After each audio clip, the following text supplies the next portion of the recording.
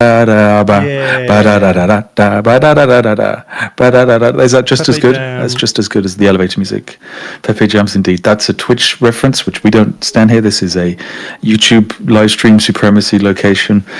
But yeah, I've had a fantastic day. I've been playing copious amounts of European Universalis 5, loads of Crusader Kings 3, copious amounts of Anno 117.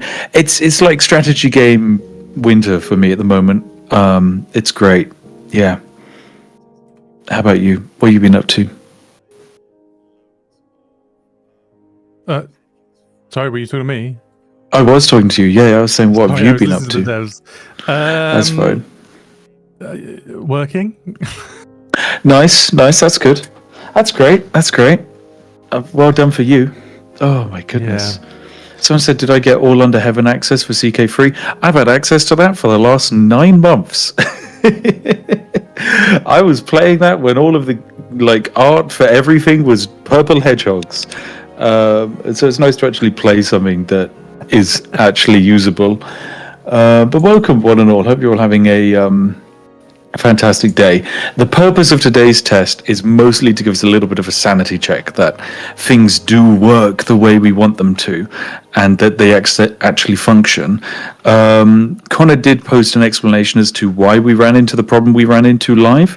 And it's one of those frustrating things where you work for many years on a project and then you run into a problem, and it scuppers its pristine, beautiful launch that otherwise wouldn't have been scuppered, provided you ignore the 40 minutes section at the start where we forgot how to do perms correctly for the guild stuff. But other than all of those problems that were in our control, it's always the problems that aren't in your control that get you in the end. And so that's why we need to do a test like this, just to make sure that our mod team have actually.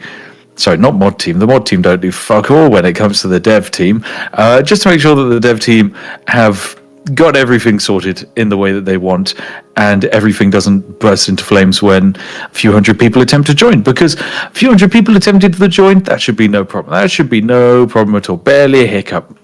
Not even an inconvenience. So, yeah, should basically be fine.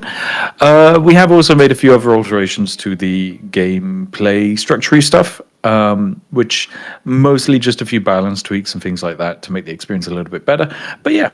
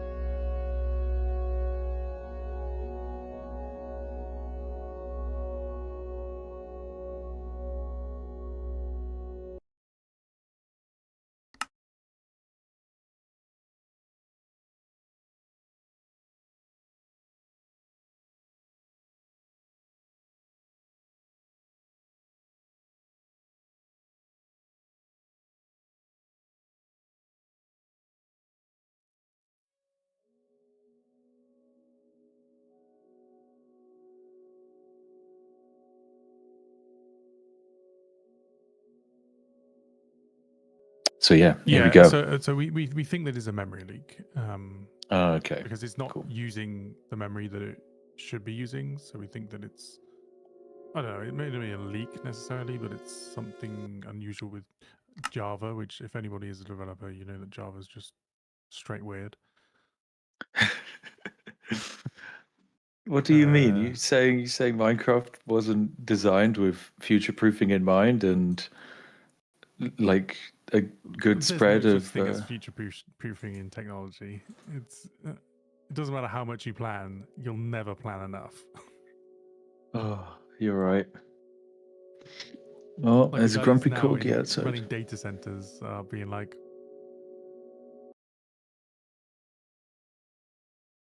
I've just found this that Stan has put. I love it. It's one of my favorites. Oh dear. Oh my goodness, Georgie's so grumpy outside. I don't know what she's detected. Could be a hedgehog. But yeah, so basically, for someone I saw someone recently join and basically asked where we're at. So the first issue that caused us problems last weekend found and now seemingly works. Second minor issue found, now fixed. Now we're on to third issue of potential memory issue, which also needs a fix. So that's what we're doing. That's what we're doing. We're waiting for that fix to happen, gets deployed, then we will try and reconnect. By all means, go make yourself a cup of tea, pop us on your second monitor. Feel free to chill out. And the problem. Yeah, so we're doing a couple of things all at once. There's a few devs each doing their own thing, trying to tackle the problem from multiple angles. So getting a and then there's just Chris hanging out, looking at the Patreon, right? yeah, yeah exactly. Offering the occasional word of support. That's it. Yeah, if you have any problems linking your like VIP role, make sure just to @ Chris with a smiley face. And even though it's mostly not in his control, it's either on Patreon or Discord's end, he really appreciates it. Oh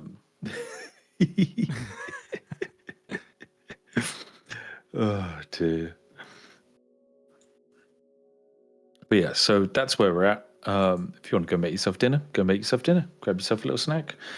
I could technically keep playing EU5. I'm not going to though. That would be a bad idea. It's already too addictive. I've already got far too many hours in a game that isn't even out yet. Oh dear. Although I am actually upset because they gave us like a separate test version and then they removed that from our Steam accounts, then gave us a new version. And so that's reset my playtime, which is really upsetting for me because I was like, yeah, this is pretty cool. I get to brag, hey, I've got like over 200 hours in this game. And then it was just wiped. And now I'm back to, they gave it to me yesterday. So I've only got 15 hours in it. And that's just not good enough. Yesterday, and you've already got what's in it. I can stop whenever I want. Okay, I can stop. I just don't want to stop. Oh dear, life of a content creator. I know. This is the glamorous life. I get to play map games for far too much time, and I enjoy the process infinitely. It's wonderful. Oh dear. Although looking at the Steam page for like the game's UI, they haven't updated like any of the Steam store, I feel, in a very long time because this is so dated. This is so dated. They probably just won't update it until they have final things. Yeah, I think that's probably it. I reckon it'll get updated in like the next few weeks. That's just the last stuff that was publicly shown, and so they don't want to show things that aren't public yet.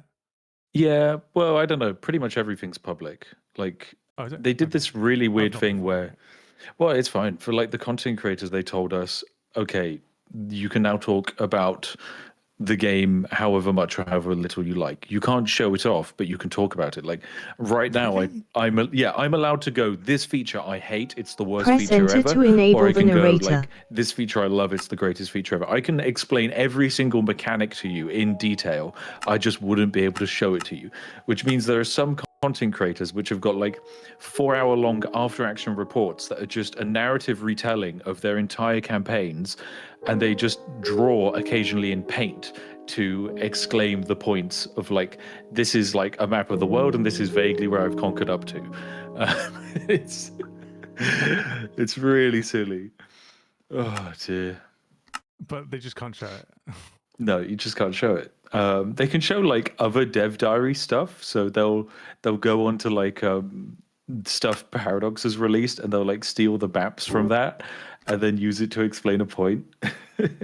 It's really cute. Jared said sounds like something Potato would do. I mean, I can tell you that Potato famously said a few days ago that he woke up at like 7 a.m. feeling really productive, ready to record a YouTube video, then decided just to load up the map of EU5 for a few minutes just to look at it, and then looked at the clock and it was 2 p.m. And that's basically how the game works. You feel like you're going to have a productive day, and then everything is gone. Okay, now I can hear you. You just went quiet for a minute. Did I? Okay, that was probably me just leaning away. Sorry. Or Discord being funky. Oh dear. Someone said I had a mob spawn near the town that we spawned in. It was a skeleton. Correct. Mobs are currently enabled in this environment. Also, there was a really funny comment on the Spifftopia stream that you probably will have missed, Connor, because you weren't able to watch the stream. But basically, a lot of people were struggling with the fact that they needed to sleep. So they needed to sleep so they could heal. And I was like, oh, well, the server's quite difficult and I want to make it easier for the people at the start. So I kept locking the day, like the time of day, to be daytime so people couldn't sleep.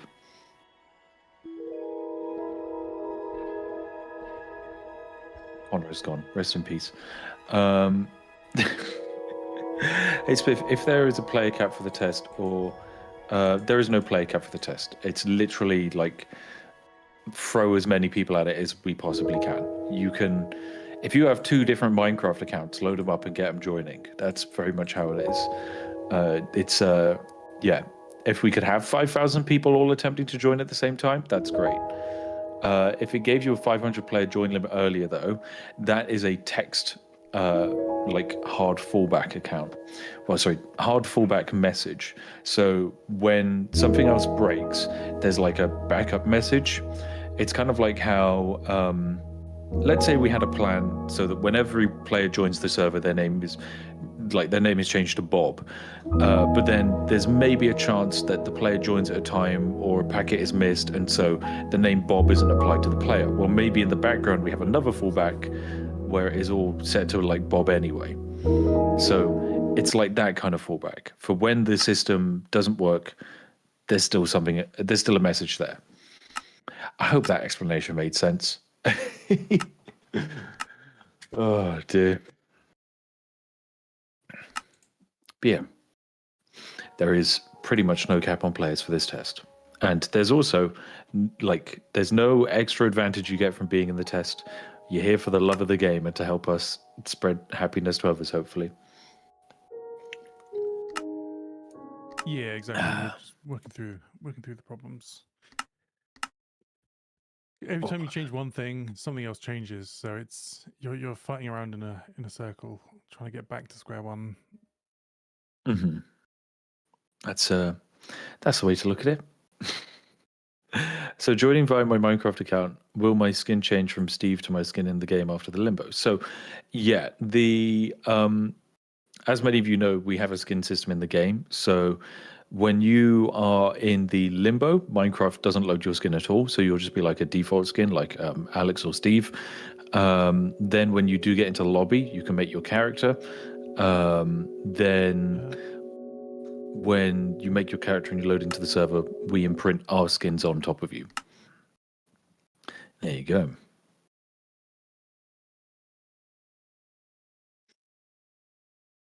That's the joy. That's the joy of Minecraft. Oh, that's a weird way to describe that. What do you mean? Oh, actually, Connor's probably accidentally talking to the wrong person. Connor is currently connected to 2 different Discord voice calls. So if you hear him rambling to himself, he's not speaking to the voices. There are actually other people that he's talking to. I promise you. He promises me they exist. They're called the dev team. And these voices tell him to do strange things. Potentially,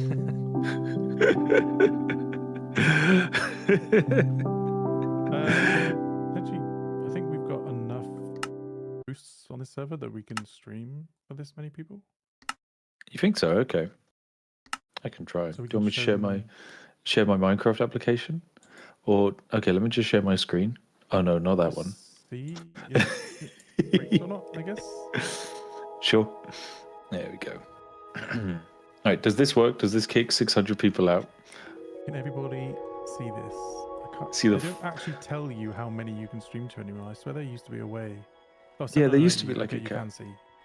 Okay, perfect. On the channel now, it tells you 700. Perfect, lovely. Great stuff. Welcome one and all. Yeah. Welcome to the stream. Will there now only be 6 more streams? With stream 1 being known as stream 0, will there be an extra stream to compensate for stream 0? There will be an extra stream, yeah. It's not it it'll cost us because it means we have to run it for a bit longer, but we want there to be an extra stream anyway. We have also made some changes to help increase the pace at which gameplay happens. So even though it's very brutal, it's not quite as slow. It's still brutal. It's just not as there's going to be not as much treading water time, I suppose. That's how I'd see it. So you get to watch me parkouring around the lobby like a lunatic. So yeah, don't worry, you'll get an extra stream. Aren't I so generous and kind?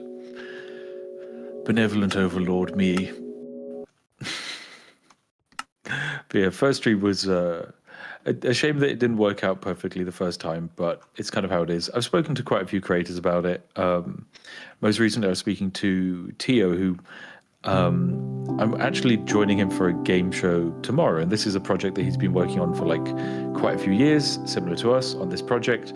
And he did his first stream, and his first stream was like 40 minutes of tech issues at the beginning, and it did all work out in the end. But yeah, it turns out it's a common occurrence when creators try and do something that isn't in their normal, perfectly controlled environment of single player recording. Things can go wrong, and it's just about dealing with it and having fun. Yeah, I was impressed by how, like, obviously it was, they couldn't really do much with the server, but lots of them were still managing to figure out ways to make entertaining streams out of it. Indeed. It's where they get paid the big bucks. It is, yeah. And after speaking to some of the Minecraft creators we invited / requested to join, for them apparently it's very much like, oh yeah, we kind of like, this isn't our first rodeo of joining a Minecraft project and having to effectively deal with tech issues for like the entire time. Turns out that's quite common for Minecraft. Who would have guessed? So yeah, a simple game, but it can be so complicated. That's why we chose it. We chose Minecraft. Like, quite regularly we get a message being like, well, wouldn't it make more sense to do this in Vintage Story?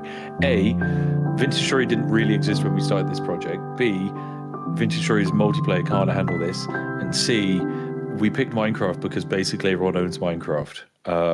It's like, it's not free, but it's basically is because everyone has an account. Yeah. Look at this lovely little lobby world. Some of you might have never seen the lobby, but it's beautiful, truly magnificent. Although it's a lie. If you go this far, it's an illusion. It's an illusion. Look what's inside the house. There's nothing inside the house. It's a void. It's like a Disney ride where everything is just, it's all false. Ooh, what's this? That doesn't make sense. Houses shouldn't look like that. Ooh, yes, the joy of a facade. Why are you outing me like that, Spiff? Sorry, Becky. Becky spent many years of her life designing this. Well, it was only built to be nice from a player perspective, not from a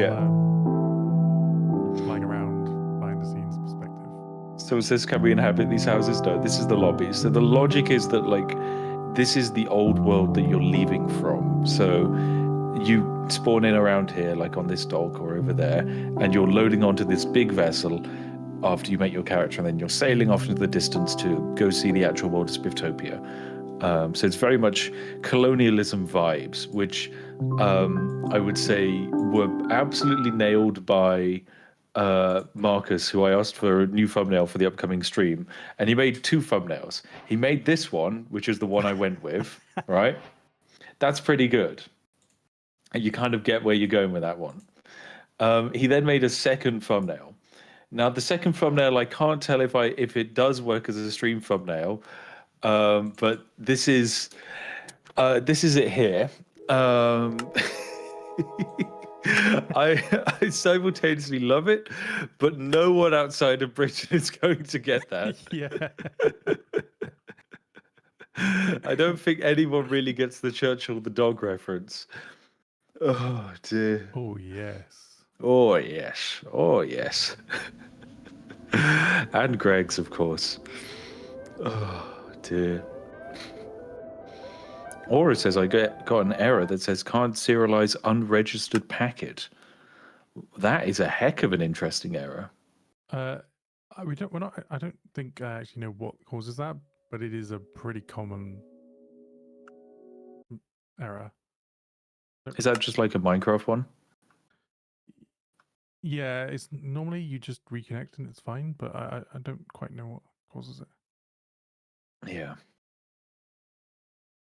Oh, Ood says I got an error saying the server is currently in maintenance mode. You're right, Ood. You're right. You're so right. Oh dear, dear. It's very based. He's this. You get that man on the bug fixing team right now. He immediately gets it. He knows the kind of issues we're looking for.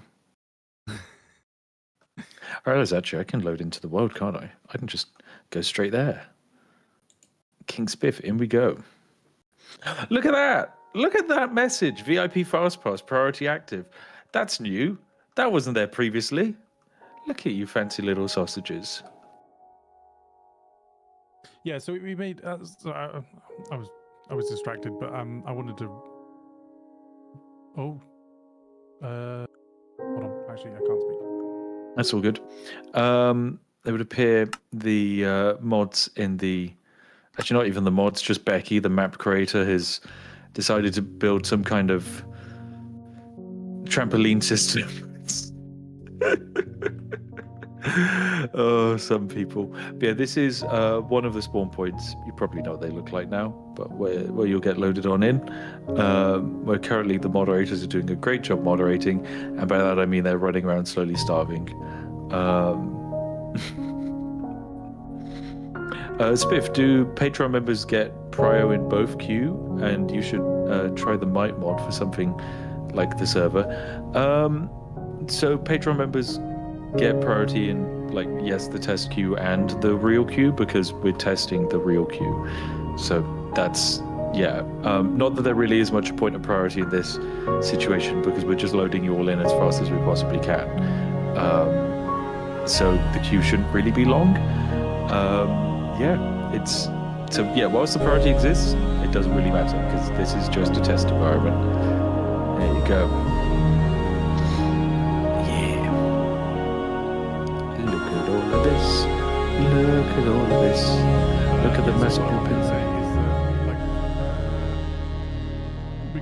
Because obviously things didn't go to plan and we didn't end up opening the server.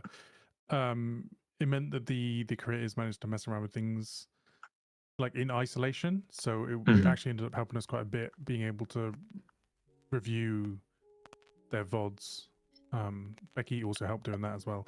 She watched all of the creators and made a list of things that they had issues with. So we've actually managed to, one, plan more changes in the future to make things easier for people to understand, but also implement some of them and hopefully more before the actual stream. Yeah. So that you guys all have an easier time. Oh, server's back up. Yeah, and I think people are actually managing to join. Yeah. So This silly fool thinks we have punch deals damage. What a noob. What a noob. And I promise not to abuse my god powers. No, I won't. I won't do that. I won't do that. Oh dear. But yes, I'm trying to level up a violent skill. You don't get combat XP from not using a weapon. So the experience is tied to the weapon you use. So punching someone with fists does nothing in terms of the long term. All it does is bleed your energy. So yeah, punching does still do damage to mobs. So if you're in a tight pinch against skeletons, definitely use it. Yeah. Wow, look at the bouncy board. Do. When the limit gets to about 440 plus players, the connection arrows disappear. Okay, thanks for that info. It might be a rate limit, but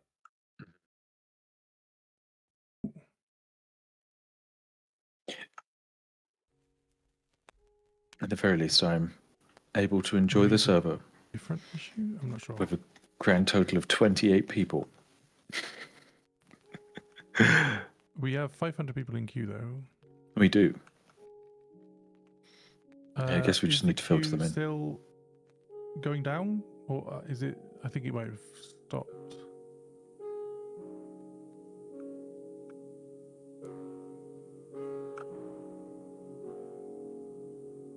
I think the queue has stopped because we're not getting new people load into this. Yeah. Okay. So there's some other issue. Oh, I think we just went into maintenance mode again. Yep, went straight into maintenance mode. Yep. That was very abrupt. Bright Soul was probably about to jump off with a lovely trampoline. Poor guys. Did somebody get booted midair? Someone says hit a hard cap at 500. Oh, we do actually have a hard cap on 500 in the queue, don't we, right, Connor? Yeah, but it shouldn't be a hard cap. Yeah, it should be a soft cap. Yeah, it should be a soft cap for... hold on, I'll go explain that. Yeah, don't worry, you go have a chat. You go have a chat with him. All good. All good. But yeah, so as Connor said, we were kind of... We did have the advantage that, yeah, because the creators were able to mess about on the server and see the skill system whilst we were kind of like waiting and trying to fix and open the floodgates. That then enabled us to see issues from their perspective. Because there are a few things, like some of the systems just don't come as intuitively to us as they do to other people. I'm not allowed this way. Fine, server. Keep your secrets. Yeah.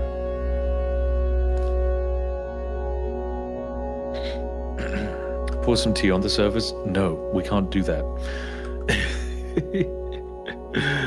Yeah, that might be worse. It's one of the rare cases where pouring tea on it might be a bad idea.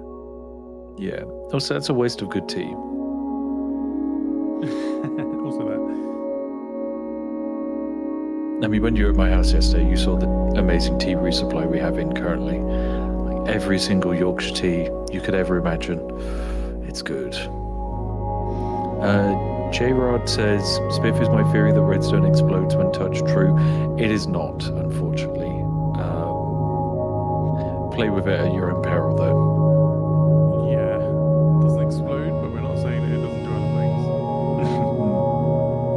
things. Oh, we have a little sticker that says find out in the game. Isn't that useful? That's great.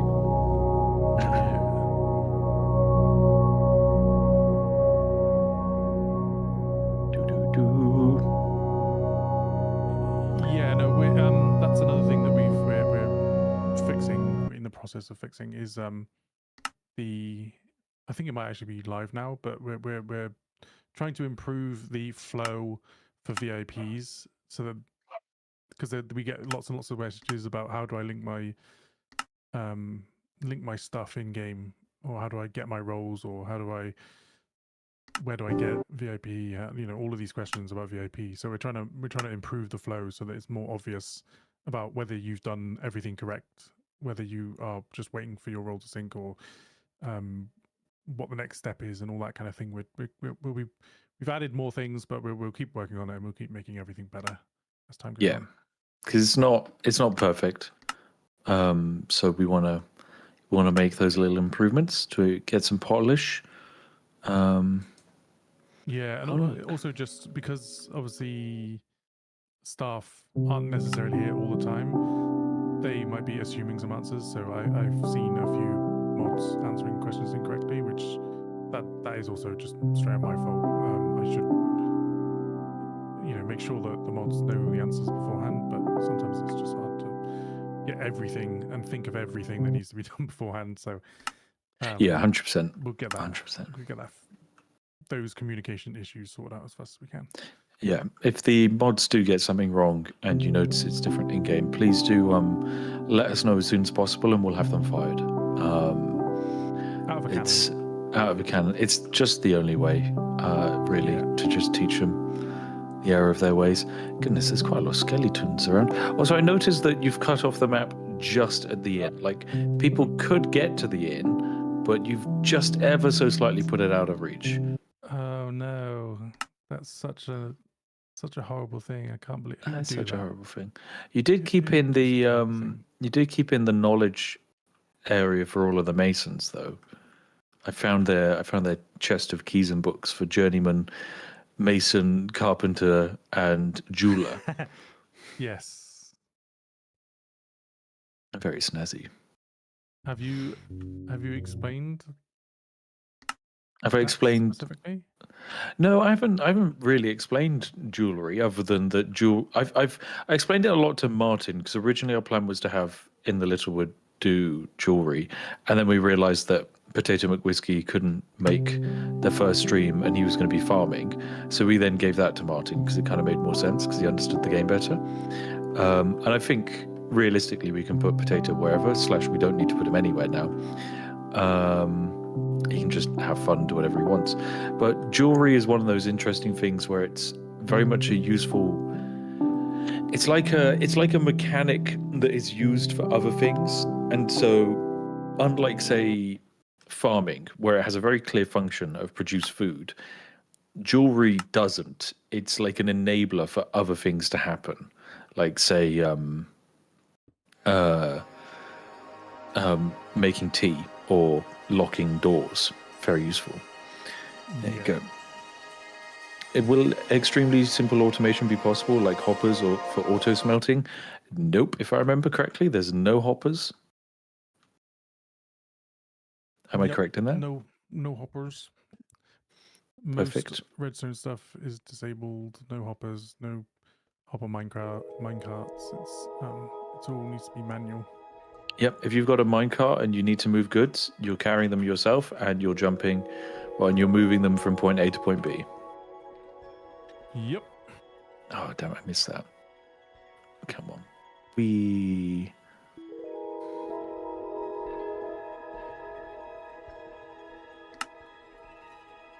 I bounce. No. Oh, beans.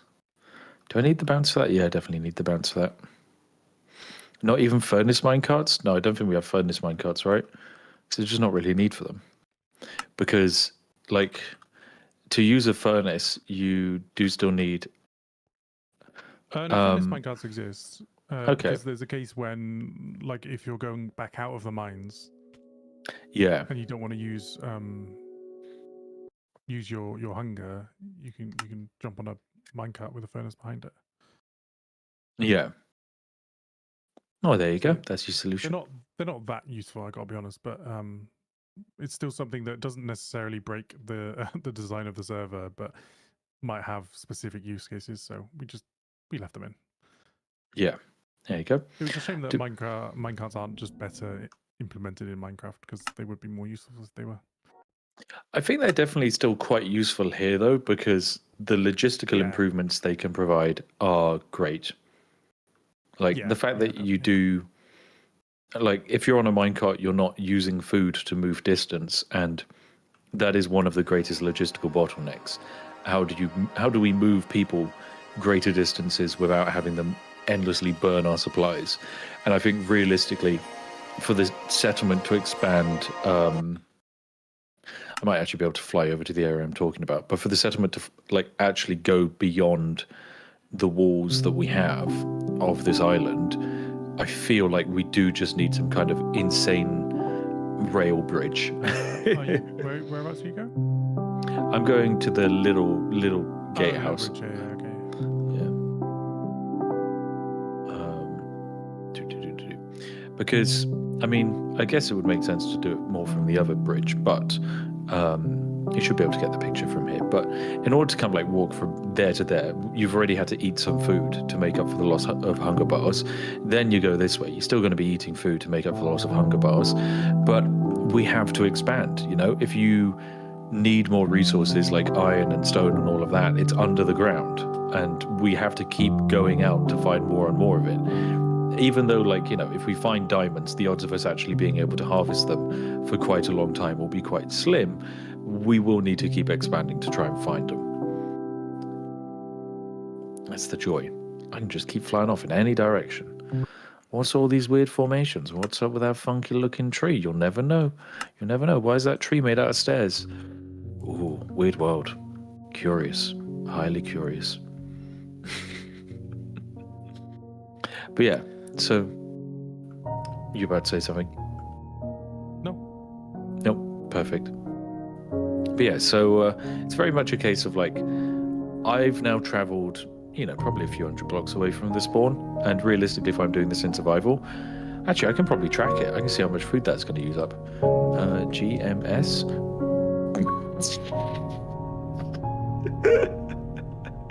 Okay, I made a new discovery. You can't be in survival mode on the other side of the barrier. No, cool. Yeah, that's just Minecraft. That's not us. Oh dear. Oh, that's funny. Oh, that is so funny. Oh. Someone's asking if we can get a graph update. I don't know if the graph will be the thing that shows the issue this time. It won't be, but you know, they love the graphs. You know what they're like. Everyone I spoke to was asking me if I could give them a more updated graph. To which I don't make the graphs. Connor makes the graphs. Look at all these people doing some great parkours. Oh, I think we might have found a potential issue. It's probably not the cause of it, but it might be part of the issue. So we are making progress. Nice. Good stuff. All right, let me try to do this jump again, but now purely in survival mode, like some kind of pro gamer. Here we go. An hour has passed, and this is my message. Can we take creepers captive and use them as explosives? No. If I remember correctly, you can't. Creepers just explode. That's all there is to it. I don't even think you can use creepers to grief right. Like, if a creeper blows itself up on, like, claimed land, it doesn't do anything other than just damage to the people around it. How does limbo work in technical terms? It's just us maintaining a connection to you. That's it. Nothing else happens in there. We hold you in a place until we load you into the real world. If your character dies, you get kicked and you have to make a new one, or are you banned forever? There's a death cooldown, and then after that cooldown, you get to make a new character and join in. If you're like a VIP and you have multiple characters, you still have to wait for your death cooldown to lapse before you can join back in. So even if you have, say, 2 different characters, it just gives someone else a different chance to play on the server. And if we reach the barrier, what will happen? There's nothing. The barrier is just here temporarily whilst we're doing the testing. The real world does have a barrier, but I don't think any of you are going to reach it. Or if you do, it's... They might. I don't think we'll see that for at least a couple of streams, though, realistically. Yeah, realistically. Yeah. Well, if they do, then they'll go the short way, which doesn't have anything on it. If you go the actual That's way, true. Yeah, that's true. Yeah, if you go out that way, there's no point. You're just swimming until you reach the border. So oh, beans. I almost made it. They're scrambled now. Carl says, is there a way to level unarmed? There is not. Unarmed purely exists for No, like it exists for you to push things away, like push a sheep around, I guess, or in a last ditch scenario, it can kill a mob. It just takes a lot, and by mob I mean a actual enemy mob. You failed that. I saw that. Everyone saw that. Everyone saw you fail that. How are you supposed to do that? Are Oh, you it is meant to go possible. around the side, or is it just timing? No, you can. You can. It's just timing. You just have to do it really late. Let me see. This. Oh, this is. Oh, I did it actually. Yeah, Okay. I don't even know how I failed it first time. I'm doing it every time now. Oh, I'm failing it like maybe 1 in 4 times, but yeah, that is. I think it's most effective because it comes after the other parkour. How long is the death Probably, yeah. cooldown? I don't even know how long the death cooldown is. I mean, for me, it's 0. It's variable. There's not really a single answer for it. There you go. That's, and it will probably stay that way.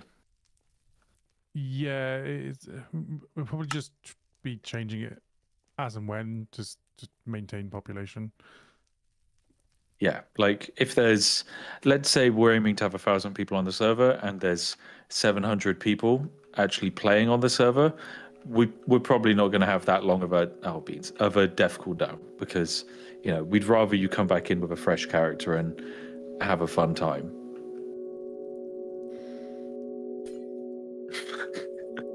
This parkour is horrible. Oh dear. Oh dear.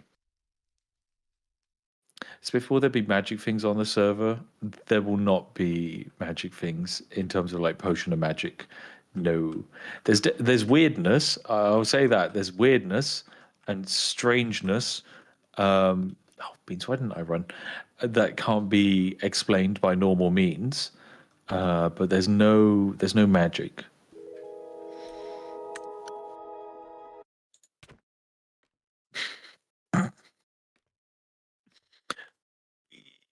Boing. The whole map is custom, Fluffy. So Did they make that jump harder? everything is custom, but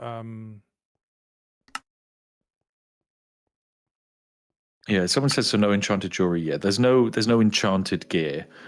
There's gear that has effects similar to what you might imagine from enchantments. However, yeah, there's things with enchantments on them, but they're not. You don't enchant them. Yeah, that's not a process. Yeah, it's the process to get enchanted gear is to craft it. You don't. There is no enchantment in the traditional sense of Minecraft enchantments. They're pre-applied if you craft a thing that has an effect applied to it. Yep. Someone says I want feather falling. That seems too.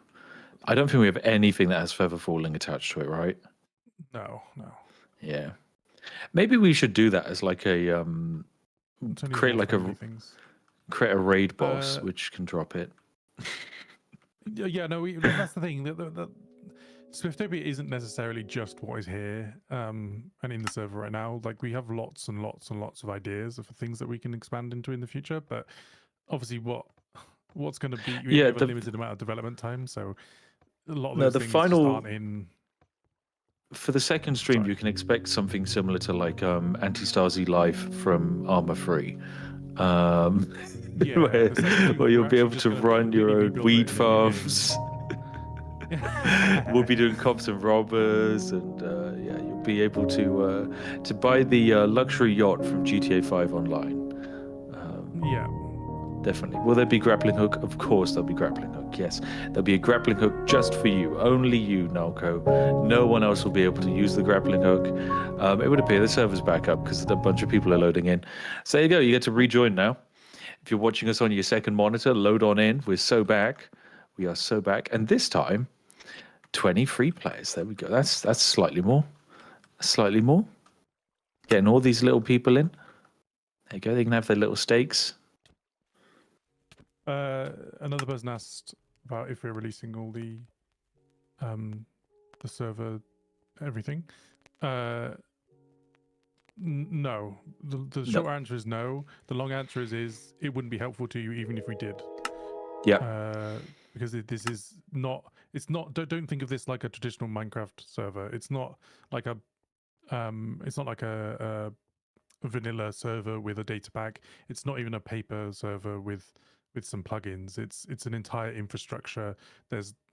You need like 5 computers running in order to run everything required to run it. You need to set up 2 different databases. We could basically we could give it to you. We could give it to you, and you wouldn't be able to go to MC Pro Hosting and get them to run any of it. It's just not possible. You'd need a team of people to be able to run it. Yeah. With like decades of experience in order to set it up. It's not a plug and play system. Which is why we're having lots of issues that we're having. It's just a very, very complicated server. It's not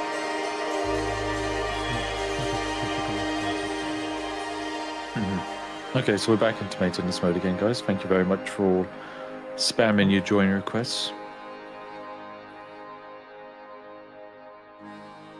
Oh, this time the parkour's going good. Oh, no, almost.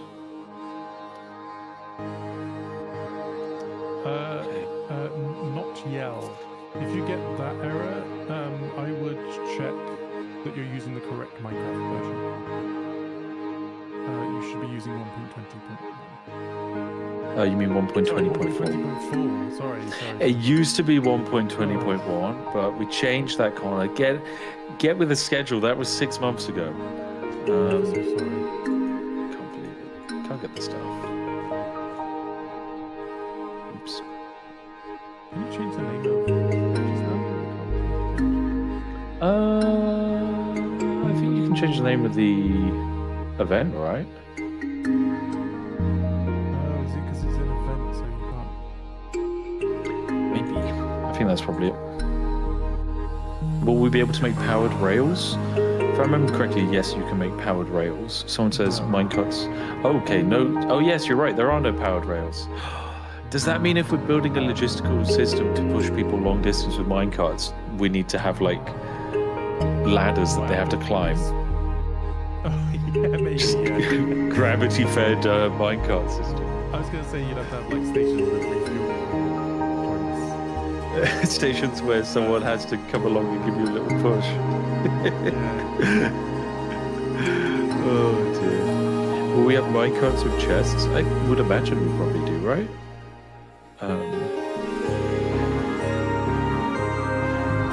Sorry, say that again. Will we have minecarts with chests?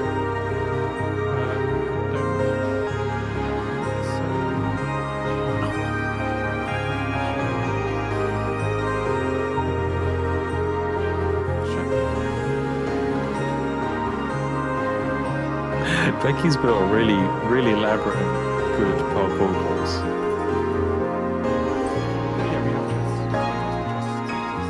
Okay, cool. So there you go, you'll be able to use it. Sunlit Haddock said, so you mentioned that a good portion of the Stream Zero issues are caused by malformed entries. Does this mean the ISP was not the issue you initially thought? So it's kind of a yes and a no. Not ISP-wise, but it's a yes and a no. It wasn't the DDoS that's causing problems, necessarily. Sort of. I don't know quite how to describe it, but it wasn't directly a DDoS, but it was effectively a DDoS. So what was happening is that the players joining were not able to be loaded because of the small number of players that had missed, like basically they had impossible database structures. So we didn't the handling, the database handling didn't know what to do with that information. So everybody got stuck on a loop, connecting and disconnecting, which meant that we were basically spamming Mojang with verification requests. So we got rate limited by Mojang, which is why the MOTD broke, was because Mojang wasn't, or not necessarily Mojang, but we weren't serving an MOTD. But it was technically it was DDoS, but it wasn't in the way that we thought. It was our own fault, essentially, which is how it goes. Indeed. It happens. It happens. Are you allowed to trap people and kill them with entity cramming? I don't think that's possible. Do horses need to be fed? There are no horses at all. I mean, there are horses, but you can't do anything with them. You can kill them. That's it.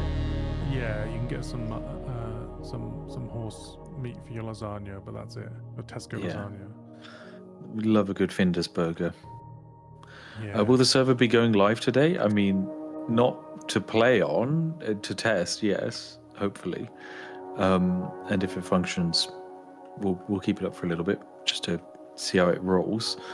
But yeah, this isn't like the server is never meant to be run outside of the streams. Basically, it's a stream only event, so don't worry. Like, we're all here for the love of the game.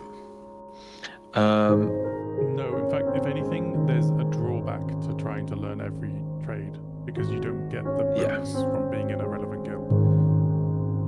Yeah, so that is actually I think the question I'm guessing is, can you learn multiple knowledges, right? They said, is there any benefit to being a jack of all trades, learning every skill possible? Yeah, there isn't a benefit. No, if anything, there's a drawback. Yeah, whilst it might make you marginally more self-sufficient, it also probably makes you more everything takes vulnerable. you a lot longer to do. Yeah. Look at all that rose quartz. But it makes it. I don't know. Yeah, we've answered it well enough. Find out in game, but no, it's a bad idea. That's the long and short of it, I guess. Do we get pigs with saddles? I mean, I've seen a pig with a saddle. I saw it on my stream. The parade pig. That's the parade pig. Is that a separate thing entirely? It's the military mascot. That's it. Okay. Right. That's the only pig with a saddle on the entire server. Yes. Okay. He was my pet while we were discussing things. I would sit on the pig with a carrot on a stick, and I'd just run around in circles on the pig. Right.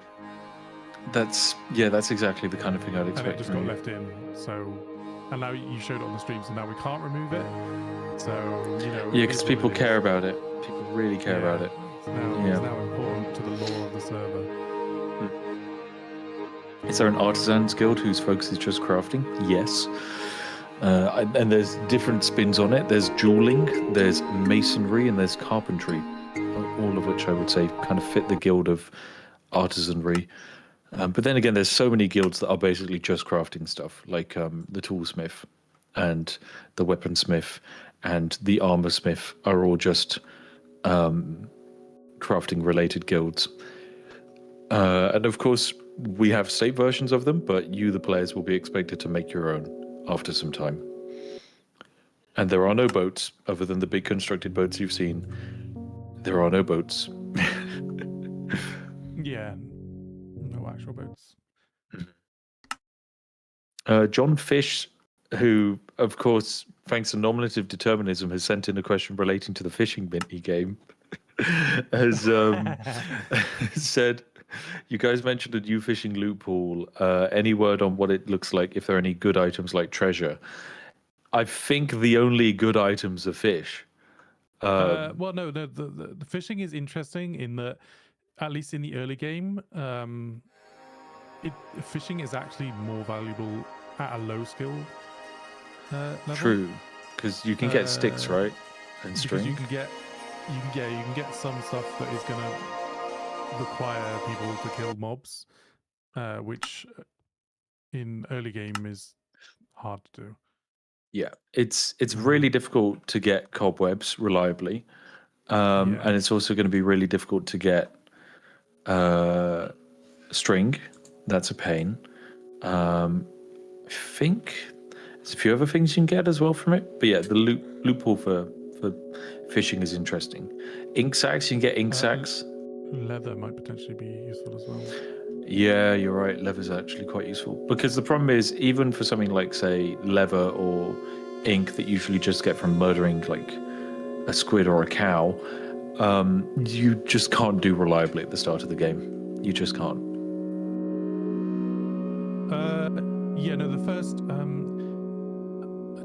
Dutchy basically what they're saying is, how long will streams last? Because it sounds like it takes ages to get anywhere with leveling skills. So not sure if there's time to grind and to enjoy some funny business. Technically yes, but also the way that the knowledge system works, once people start to figure out, which I have actually, I've nudged the wiki people to look closer at certain things, so that to try and spread awareness of certain features. So anybody with a wiki role is probably more informed than anybody else. So pay attention to what those people are saying.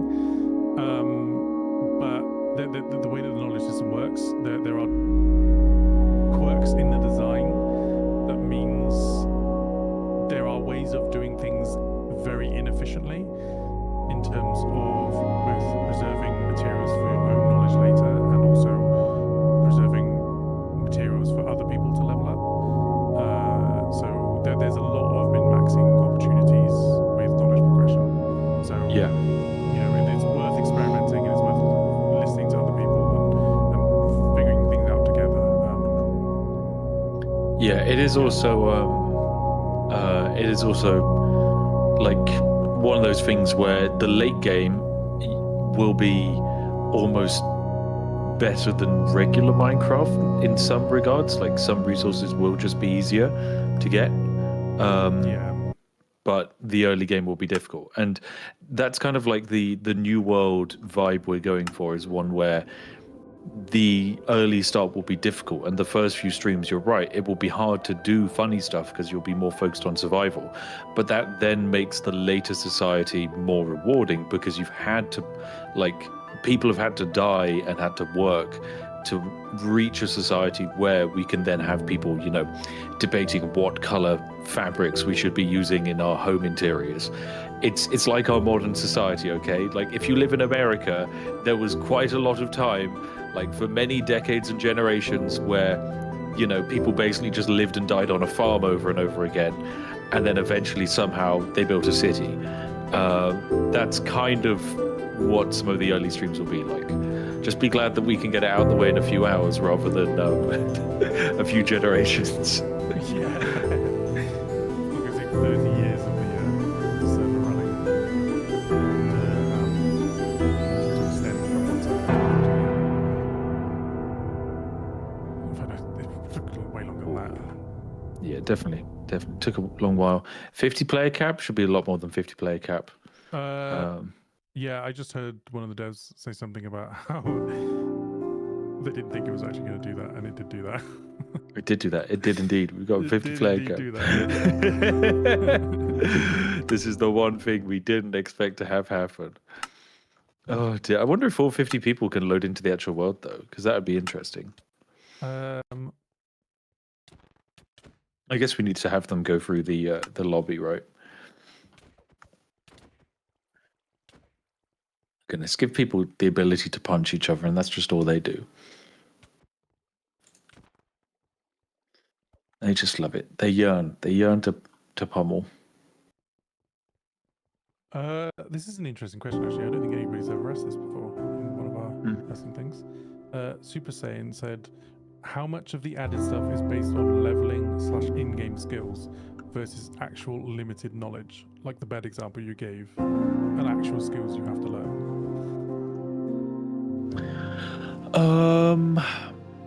It's specific. I would say it's certain knowledges have more than others. A lot of things are just you need to advance through the knowledge system far enough to access things. But there are also cases where you need to do your own research and figure out what you have unlocked by going up a tier. Which I think I would say if anybody becomes a weaponsmith, that is the main one that I would say is that way. You need to figure out what new weapons you can make. Yeah, it's not every skill has that, but definitely the ones that do, like we've fleshed them out quite well, I'd say. We've deliberately tried to not overcomplicate things too far. And if we have, then we've given somebody the information required in order to at least get a cursory level, but there is a reward to figuring things out. And min-maxing. It's the Lady Deepforge. Let me quickly whack. Whapa. Whapa. Whapa. I'm hitting people with my baton. Wacha. Wacha. Wacha. Goodness, who? We're now people reaching 50 players, I think. Yeah, it's looking like, okay, so in the actual world, we've got 47 players. Rip, someone died on the parkour, so that's gone down by 1. We're back to 46. And Rip, maybe. Oh, my goodness, there's the actual Professor Layton. Oh my goodness, before the server goes down, that's actually incredible. That's my new favorite character. Jeez, the Professor Layton. Oh, incredible. Are there the equivalent of hidden classes? Any reason people should go out of their way looking for secret knowledge? There's not, but that's kind of a cool idea. We'll pop that on the back burner, but that's kind of nice. I like that as an idea. Maybe in the future. But for the moment, probably not. As in by probably not, there isn't any. Yeah, you currently. The problem is, we actually had more, like it was broken out into more knowledges in the past, but it didn't really make sense for the length of that the server was running to divide things up into too many different things. Yeah, it can also make the experience too unintuitive as well. Yeah, which knowledge in general, like a side effect of us doing everything, like coming up with all the ideas ourselves and implementing everything ourselves, is that we've not necessarily taken influence from other things. So people might be looking at things as like in reference of other video games or other Minecraft servers, which we've not taken any inspiration from anything. We've just decided these are the issues that we're trying to solve. What is the best way of solving these issues? And then figuring out the best solution, which means that it's basically this server is completely unique. Maybe not completely unique. Maybe that's the wrong way of saying it, but you know, we've not taken influence from other things, so you can't think of it in reference in like a mental reference compared to other things. You need to figure things out. Yeah, from scratch. I don't think I described that very well, but hopefully people understand what I'm trying to say. Mm-hmm. Someone asked us how long did it take us to find the perfect seed. We didn't. We just made a map. This isn't a natural world gen. Yeah. Yeah. Connor describes game design. Well, yeah, no, it's. But I'm specifically saying that like that there are existing solutions for lots of the problems within Minecraft, but or other Minecraft servers, but it's not necessarily the best case for what we're doing. So we've had to make our own solutions to things. Yeah, that means that it is not necessarily intuitive to Minecraft players. You have to come in with a fresh mind. But yeah, I don't think I'm describing it very well. I'll be honest. No, you're doing a great job. Don't you worry. Oh look, the undead are coming. Oh, poor little beings of the world. Is Spiff immortal? Spiff is immortal, yeah. I'm one of the few immortal entities on this server, along with Connor. Locked in a perpetual battle of friendship. Oh, wait, I've been given handcuffs? Somebody said earlier, you said that this is a problem with describing things. Early people take what you say and then extrapolate it into something that you didn't say. Well, not necessarily you didn't say, but you know, taking it in their own context, not the context that you. Everybody has their own frame of context. Our frame of context is completely different from other people's, so what they hear is different from what we hear. That's what I'm trying to say. Somebody said earlier, you said that learning multiple knowledges would make a person more vulnerable, which is very ominous. Could you clarify what this means? Okay, right. What I mean by this is if you are relying more on your, let's say, okay, right. let's say you're in society and we're drafting people for an expedition, or we're drafting people for a purpose, or you're being conscripted into the military, okay? And I'm looking at society and I've got someone who, let's say, we have a knowledge stat of 2, right? You've had time to get 2 knowledges. One person has hit level 2 in forestry, and you've hit level 1 in forestry and level 1 in mining. When I'm looking at who to conscript to the front lines, I'm not picking level 2 forestry because that person's doubled down into efficiency. I'm picking John Jack of all trades and sending him off with the pokey pitchfork and asking him to keep the creepers at bay whilst my actual valid troops do the real fighting. Does that make sense? If you want to be valuable to society, double down on the thing you're good at. That's my advice. And as a result, you're at less risk of being replaced as a cog in the machine and more likely to be protected. There you go. But then again, maybe you can create a unique edge case scenario for yourself. Yeah. I see the server is currently set to a max of 50 players, so the test you guys are going to be gradually increasing the cap to figure out where it's stable. No, it's that's it. That's just temporary. We're figuring it out. But basically, it should be, well, at least as far as I know, it should be increasing itself once we reach the first cap. But yeah, so it's just waiting for the developers to fix issues on the fly. Yep, that's basically it. I've been given some handcuffs and I don't know how to undo them. Somebody said that's important to answer.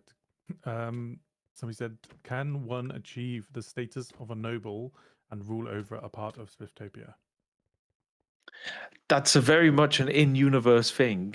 I don't think, in the sense that we had on the previous servers, well, with Spifftopia, where basically I was just handing it out willy-nilly, you're going to be receiving something like that. I think it's much more potentially, yes, various levels of additional autonomy will be given to people as and when they prove themselves capable, I guess, is how I'd see it. Yeah, it'll most likely, at least in terms of what we've planned for, it'll most likely be something like, oh, interesting. Exciting. Sorry, it'll most likely be like guild leadership and political positions and things like that. Yeah. Yeah, it's much more like you're more likely to get a role like that via narrative and RP than by gameplay. And gameplay does feed into narrative and RP, don't get me wrong. But yes, those kinds of things are much more tied to your actions on the server. Hypothetically, if a whole guild were to be wiped out, killed, or however, what happens to their claimed land? Yeah, it'll be given back to the state. Like when you're claiming land, it's not actually your land. It is my land. I am king. I have the divine right to rule, and my charter is everything you can see. Okay, so when you are claiming land, that is the state, me, giving you permission to put something there. And I have technically the power, I will not be exercising it, but I have the power to strip land, give more land, you name it, I can do it. Okay, it's me, your god. So yeah, if hypothetically an entire guild were to die or be abandoned, and maybe all the members leave to different guilds, then yeah, either we'd probably parcel that land out to a similar guild, or maybe we just repurpose it entirely, or maybe we tear the whole thing down. That's it. Spiff has the power to strip. State guilds are permanent, though. State guilds can exist without leaders, but character guilds automatically get reverted back into a state claim if the leader dies and there's no replacement. Yep. Yeah, that's an automated process. It's mm-hmm. Obviously we're trying to make things as law friendly as possible, but there are also some cases where it just needs to be how it has to be a game. Yeah, at the end of the day, it's still a game. Yeah. Will a simple potato man who grows and sells his own potatoes to all to make friends have a place in this world? Yeah, of course, Mr. Potato Man would have a place in this world.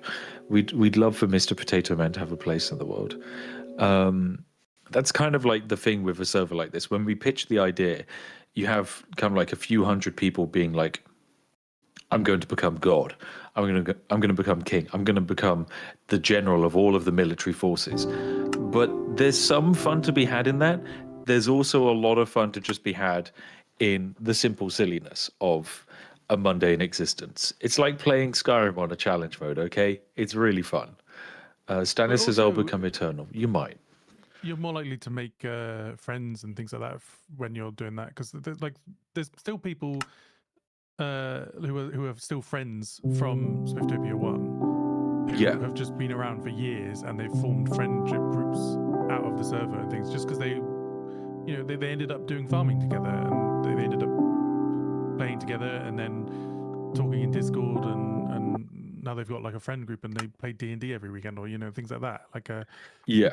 It's you shouldn't really go into it with I mean, obviously, I'm not saying that people aren't going to do that. Obviously, people are going to do that, but the more grandiose your ideas, the less flexible you're going to be when you get into the server. The less you're going to take from the event. If you Yeah. just You're probably go going with to the have flow, exactly. you'll have more That's fun. that's what it's all about. You're going to have a lot more fun if you go in and see something interesting than try and ham fist what you already think is interesting happening.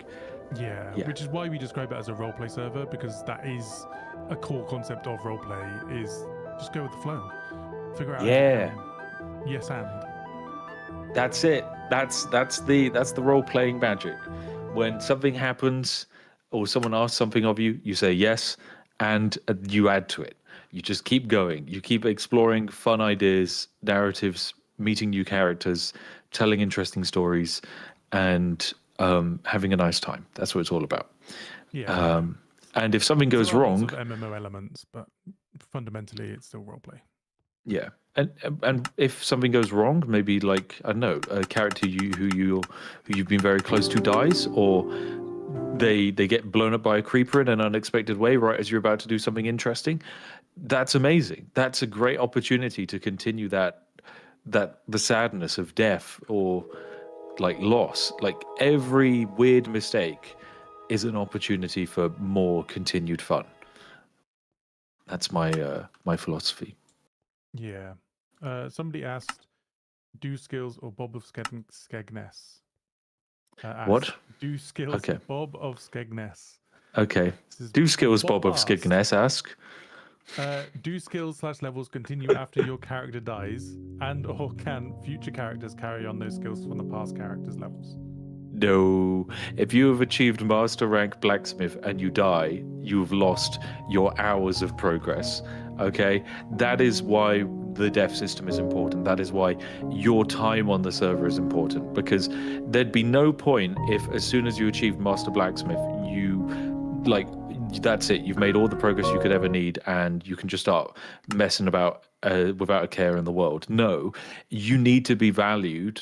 Well, you need to value your character, and also the society needs to value you because you're providing a unique advantage on the server. Like being a master blacksmith might mean you're the best person who could reliably make tools in your local area, and that would be amazing for everyone around you to benefit from your knowledge. If you die, that needs to be a loss for everyone around you. And so that means your skills need to be lost. So that way people can genuinely mourn not just the passing of you, the player, but you, the player with abilities and knowledge. Yes. So there you go. Yeah. I just got here. How's the test going? Pretty good. We've spun it up a couple of times. We've spun it down a couple of times. And now we're in the process of being spun down and spinning back up. Like a yarn on a thread. So I'd recommend going making yourself a cup of tea, chilling, and getting ready to join and leave as and when we say. There's a There we question go. similar to the one that you just answered, that sort of expands on it, that you can keep talking about it. Yep, I love Is it. there a level cap on skills, or do they genuinely take that long to train? Would somebody who has miraculously kept a character alive for 4 sessions potentially be able to get 2 maxed skill trees? It's 100% possible. Yes, completely possible. And the value of that person might be immeasurable. I have a correction for that answer. Oh, You you can have a only correction. master. You can only master Oh, you're one right. skill, one knowledge. Yeah. But that's not to say that having more than one knowledge couldn't still be valuable. Yeah. like for example, you could be a master, like say forester, but maybe you also then have a decent level of knowledge, say using an iron sword. Like that could be. There's a use case for that, and you being useful. There's an argument that maybe we want to make sure some of the peasants have rudimentary knowledge when it comes to wielding a pitchfork in combat. Like these things could be useful for us as a society if we need to prepare for things like that. So yeah, there you go. Thank you for the correction, though, Connor. Yeah. Will the live streams be edited into an epic 1-hour mega video when it's all over? Maybe. We're definitely recording all of the streams as and when they happen. We will probably do something with the footage, but whether it's like split up into lots of little videos, or split up into one mega video, or split up into individual narratives, we don't know yet. It's very much a we'll see what happens. Yeah. Okay, there's a question. I don't know if you have the information to answer this because I'm looking for something specific. But how important is it to scout the area around the starting island? Is there anything valuable? So the area around the starting island does have various resources that are useful that will take a while to get if they're not found. But there's also there is a limitation of the island itself. There's a lot of people who are like, there's got to be a secret under the island. There is not a secret under the island. It is not worth your time digging down under the island. So yeah, I think there's things to be found. There's also like some supplies there at the start, in the form of like food and resources for the state guilds. But outside of that, I don't think there's much, right, Connor? Like there's Easter eggs, but that's about it. Yeah, no, there's nothing specific. But there may be advantages to exploring outside of this discipline. There's nothing specific, but I might as well. Shall I just answer it straight? Yeah, go for it. Go for it. Certain areas of the world might have higher density of certain materials. There you go. Perfect. But there's going to be a lot of trial and error to find out where exactly those areas are, and the borders are, and all the features that determine where and what stuff is. Yeah. I completely forgot we had that as a thing. That's pretty cool. That's pretty good. Someone says, can we eat other players if they die? No, but I really feel like maybe we should have added that. / I'd like to see that in a future iteration. What was that, sorry? Titan Timple says, could we eat other people when they die? Oh. I mean, it would be possible to add rotten flesh when people die. Exactly. That's my thinking. That would be pretty fun. Also, it would pay the servers back up. That was in previous iterations, I think. Also, yeah, you could wear other people's skins in CE, which Jeez, is pretty intense. That is very intense. What were the people on CE doing? Oh, wow, Rod, I love your skin. You've got a great thing going on here. I guess in the server you just look like a regular knight. No one would know that deep down you're actually a kawaii maid knight. Yeah, that makes so much sense. Let's see if I can load on in now. Day 6 of asking God King Spiff what do banks do. I'm not answering that. Find out in the server. I think that's one I've deliberately not answered.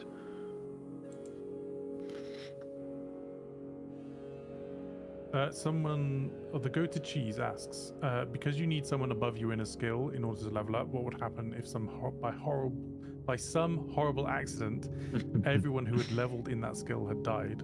How would people level that skill without people above them? So two things. One, that's working as intended, and the other reason is you can actually self-level. It just takes a significantly longer time. So the reason for that is there needs to be a punishment for a master dying or an apprentice dying, and the punishment might be that for a period of time no one on the server could technically craft a diamond pickaxe. That is an interesting narrative situation that we have to deal with, and it is possible for us to get ourselves out of it. It just takes a big time investment. for someone to climb their way up to being master again. Looks like the server has gone down again. So there we go. But yeah, that one looked like it was a regression where you couldn't go from the lobby to the actual limbo and connect to the queue. So it's all good. Yeah, they're bringing up the log right now. Cool. Review what happened. Lovely. Are arrows considered weapon crafting? There's no ranged weapons at the start of Spifftopia. There you go. Right, hit me with an important one then, Connor. Just to temper expectations, because I think lots of the people are making groups in the discussions channel without really understanding how things work.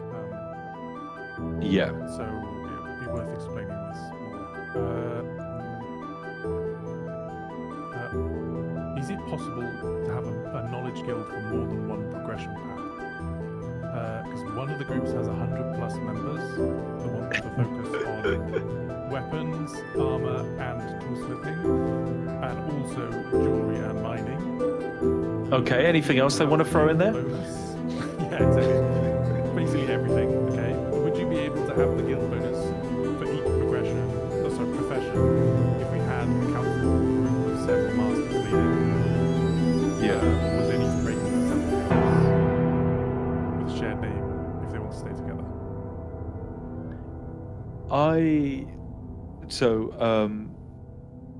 Oh wait, people can't actually hear Connor. Is that genuinely a thing? Yeah, there's people in the live chat, the stage chat, who say they can't hear Connor. You were Someone say I can hear. Sometimes. Yeah, people can hear. Okay, I imagine that's just a Discord thing, right? I think it's just Discord being balked, yeah. Yeah, that's just Discord. Cool. If you can't hear Connor, just leave and rejoin.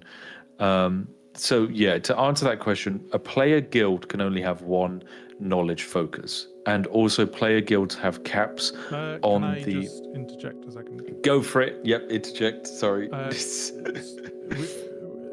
We need to keep calling them character guilds, because I feel like it's misleading to call them player guilds.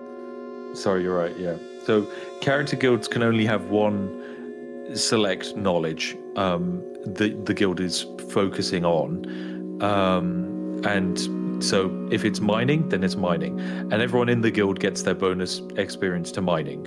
Now, is it possible for someone in that guild to technically level a different knowledge? Yes, it's just much slower and just not a sensible idea. So realistically, guilds are focused on one thing. The other thing is guilds have a cap on the amount of players they can have in them.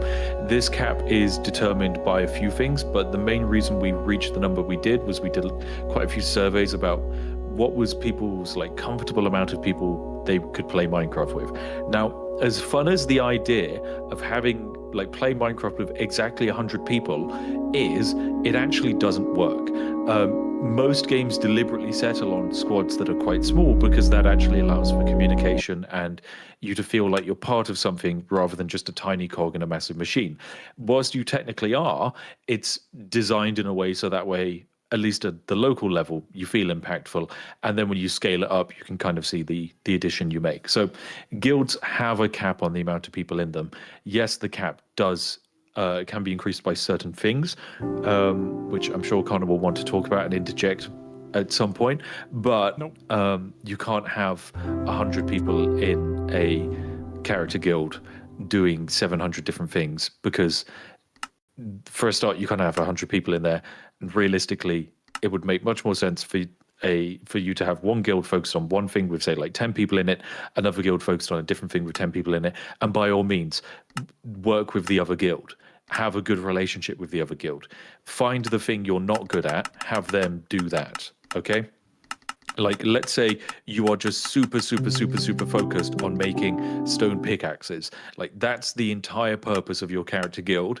You will then maybe get in contact with a merchant guild and have their entire purpose be getting you all of the resources for the stone pickaxes. So that way you don't waste one of the slots of your character guild on someone who's actually just having to spend all their time logistically hunting and selling supplies. So yeah, that's one of the fun things that are created by us not having these multi-sprawling guilds with hundreds of players. So yeah, that's the idea. Can you be a peasant who just has a farm and not in a guild? Not really, no. that's another important thing, is that there's no private claims. If you want to claim land, you have to claim it as part of a guild application. So you need to be a master realistically in order to have any area. Yeah, you could technically create like your own guild with just you. But that's kind of A, stupid, B, weird, and C, doesn't make much sense. You're not joining Spifftopia to have a solo life without any interaction with other people. If that's what you want, guilds have to be approved.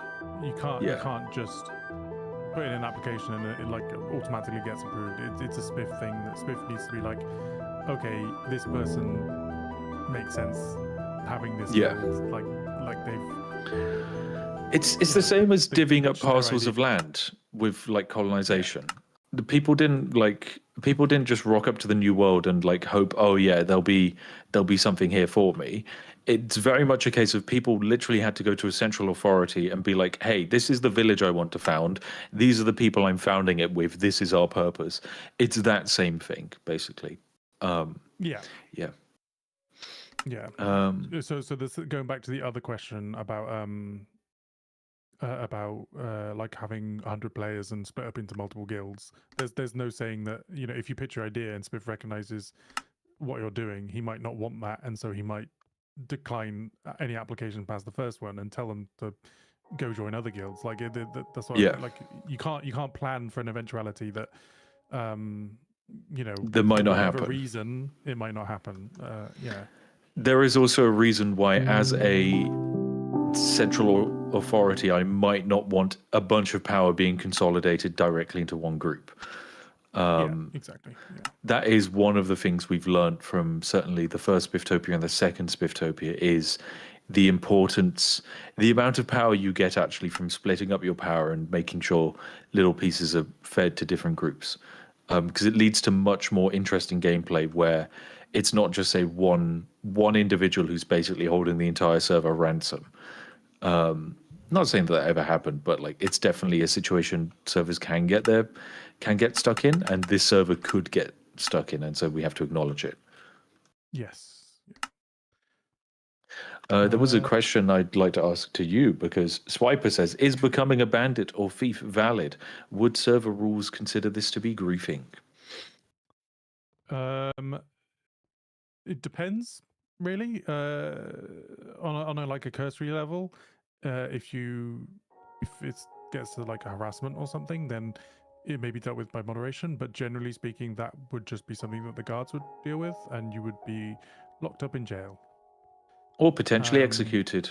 Yeah, exactly. Depending on what King Spiff wants. Yep. Maybe I want all thieves to be given a light slap on the wrist and a talking to. Maybe I want all thieves forcefully working down the mines. Maybe I want all thieves publicly executed. Who knows? Who knows? Maybe I want witch hunts. You never know. You never know. But yeah, definitely killing another player is not a easy thing to do. It's quite...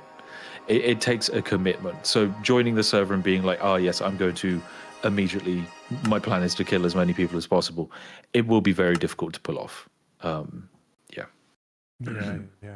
Somebody asks, can you accidentally lock yourself into a mastery? Which my answer would be, you have to read a book from you'd have to make a master, or self-level to a master. Or self-level. So like there's an action that you have to take in order to take the step from a journeyman to a master. So no, well, unless you don't understand what you're doing. But generally speaking, there is a check there that you could just not take and then take a different path, or start acknowledging other things. Yep, correct. So it would be, whilst it is possible, you'd have to fail so many player checks to do that. It would be kind of on you. I'm going to quickly grab myself a cold drink, so I'll be back in a second, Connor, if that's okay. Okay. I recommend everyone, by all means, do that too. Get yourself a nice cold drink, stay hydrated, posture check, all of that. Back in a sec.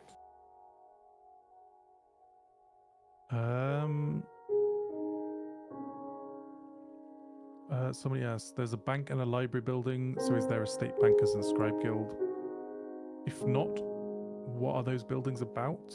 Or are they a secret? I would say find out in game, generally speaking. But the library is where you get books from. All the different types of books is where you you'd go to the library to get them, which was shown on a couple of the streams, I think. Not Spiff stream though.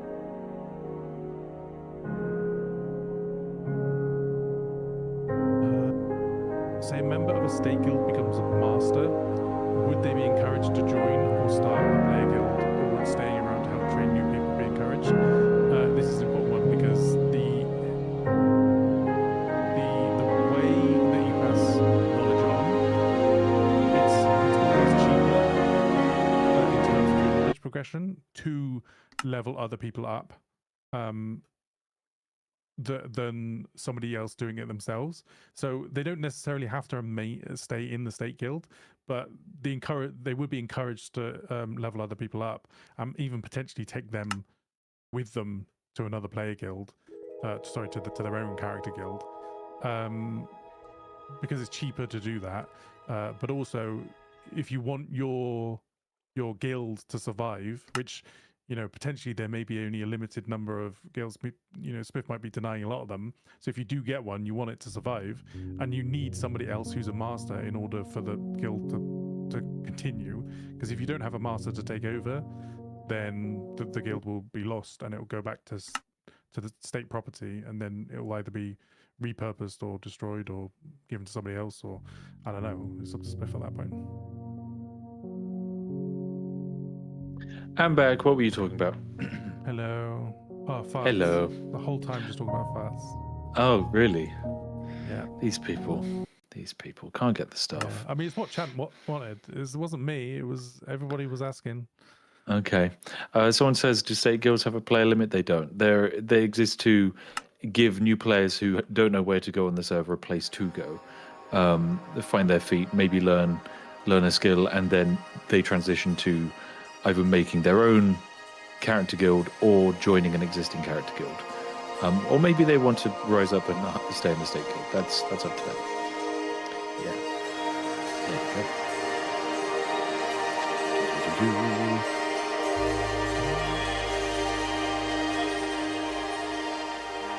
When we get into Mediterranean Dark Accounts, will that carry over to the other streams for VIPs? I believe so.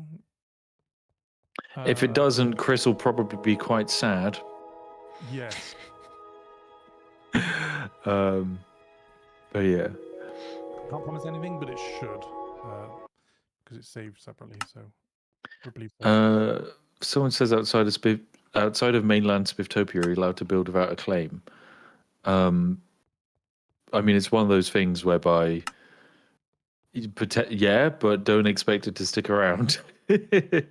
Like if I come along and I'm like, hey, I need a mineshaft built here, a mineshaft is getting built there. Okay, that's just how it is. But building requires resources, and resources require effort and work. And so generally speaking, you're not going to be seeing many player constructions outside of like a group effort. So that's why, like, yeah, you potentially someone could build a structure off in the woods, but more likely it's going to be built by a group of players, and as a result, because it's a group of players, they're going to have permission from me or something, that kind of thing. Yeah. It's all swanky in here. Somebody said you mentioned that guilds have a player limit. Does this apply to the state guilds as well? I already answered that. Oh, okay. I answered that, you buffoon. You made me look like a fool. Answer. Yeah. There you go. No answer for any of you.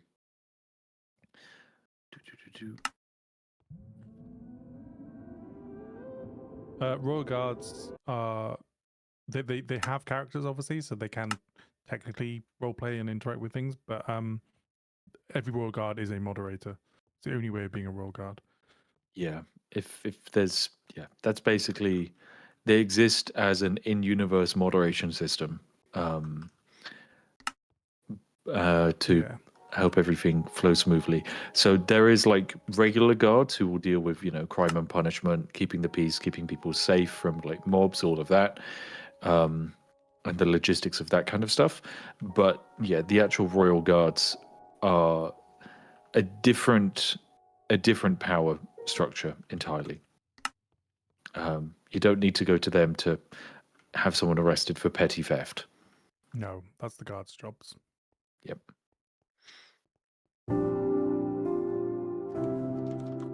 This door is Somebody asked, alive. can I be a lawyer for criminals, or will I not be able to? It's roleplay, so you can do whatever you want. Yep. If there's a space that for it to exist, you can make it happen. Exactly. Does that mean Connor Brow is the commander? No, Connor Brow is you have a few different entities you can play as, and I like the idea of all of them, especially the lighthouse man. But I think it's very much a case of you're not committing to anything until you know how much time and energy it's going to take you to run this. Exactly. Because Connor's basically the first port of call for everything. Yeah.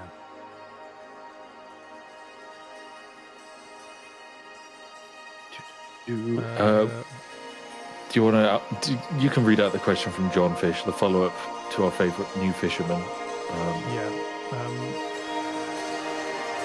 Fishing gets worse at higher levels. Less items, more fish. As someone who's planning on fishing at least for a few streams, what's the point of being a master? Or is it worth it? And I just need to find out. It is still worth it. Because you produce a lot of fish. Yeah, the success rate, like the amount of times you actually catch something, is so much higher that I think even though you have a lower percentage chance of getting junk, you'll still probably end up making just as much junk. Yeah, you'll just get a significantly less events where you get nothing. Like the fish got away, basically. Yeah. So yeah, and even like also the longer the server goes on, the less and less valuable junk is. Like we'll reach a point where we don't need sticks from fishermen at all. Like that's not useful because the foresters are just pumping up wood at a much faster rate to create sticks, and the craftsman can turn that wood into sticks much better. So yeah, it's that kind of thing. Like you have a value, but your value changes as the server changes. Yeah. Oh, Becky, I found an error with the lobby. Becky, look at this, Becky. Look at this. Oh, did we miss one? Yeah, look at these. We didn't miss one. Missed two. Look at that. What's that? Oh, the no. Cups of tea doing for wheels. That's not right. Cannon shouldn't look like that. Everyone knows that. Oh, I'm raging. I'm livid now, Becky. You had one job. You had one job, Becky. Design the entire map and build the entire map flawlessly. And you beansed it. You gone done beansed it. The most important part, the flawless part of it. Yeah. Can't believe it. Somebody asked again about can you create higher alliances with multiple guilds like corporations? Which is no. Yeah. More or less no, because the guild system is designed as it is with the player limits that it is in order to make that less likely to happen. So by design, it's not supposed to happen. You can obviously you can work together with other people. That's not a problem, but you're not going to have one person ruling over it. Exactly. If there's guilds working together, we want like 4 main characters almost. Like, you know, I want each guild in that power structure to have a voice, not necessarily a perfectly equal voice, but a voice. I don't want to be like, you know, speaking to a representative of 200 players. I'd much rather speak to like 5 representatives of like 20 players each. That's much more interesting for everyone involved. Unionize, guys. Don't fall to the corporocracy. Fight for your workers' rights, but not too hard because it's still a monarchy. But oh dear. Will the test be opening up soon? I imagine so. Do we have an update from the dev team? How are they finding it? Got a lovely day. and a basically they've added profiling to understand what's going on, and they've now got like an actual error that they can base their fix off of. So Ooh, it's they're no working longer their way through that. guessing. That's fun. Yes. Is it possible to talk to friends in other languages except English on the server? No, I'm afraid just English, please. It helps for like our moderators. It helps for everyone else involved. Like if you're having a conversation, someone should be able to overhear it. You should basically have every conversation as if someone else could be listening, just like the real internet. Okay. Which is why we've not got voice channels in this server, and we've got we're trying to keep everything in this server rather than separate discords, because if you're talking in a voice outside of the server, then you're basically stealing the opportunity for people to roleplay with you in the game. Yeah, that's basically it. And you're also robbing the audience of the ability to follow along to a certain extent. Like, of course, my eyes can't be everywhere, but realistically, if you are in like a group or a society and you're doing something in game, it's nice to have like a log of it on the Discord to know the discussions that were happening, if that makes sense. It's very useful for us, and it's useful for your own members when they like, if you have new people join, they can just go through like a whole backlog of conversations. So yeah, there you go. Yeah. Will there be room for conflict between guilds? Yeah, I can see conflict naturally arising. That's 100% viable. Of course, to an extent, it's a failure of society to have conflict occur. In a sense that doesn't make sense, especially in a world that will be so dangerous. Like, I don't think we'll see interplayer conflict for a while because survival is so difficult towards the start. You'll start seeing exciting ideas like power dynamics and conflict as soon as people get their basic needs met. I think it's kind of like, it's like religion. It's very difficult to get excited and involved in a cult when you don't have the free time. But then as soon as you've got the free time, oh boy, you can get really up and in that cult and you'll have a lovely time. Yeah.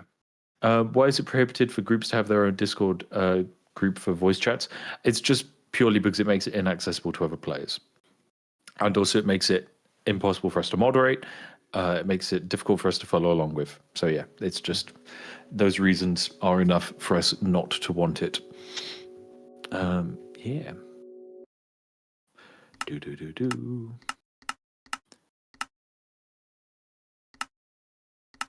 Somebody asks, can we fight against the guards if they try to arrest us? I mean, yeah, but they might kill you. And chances are they've probably got more combat training than you. So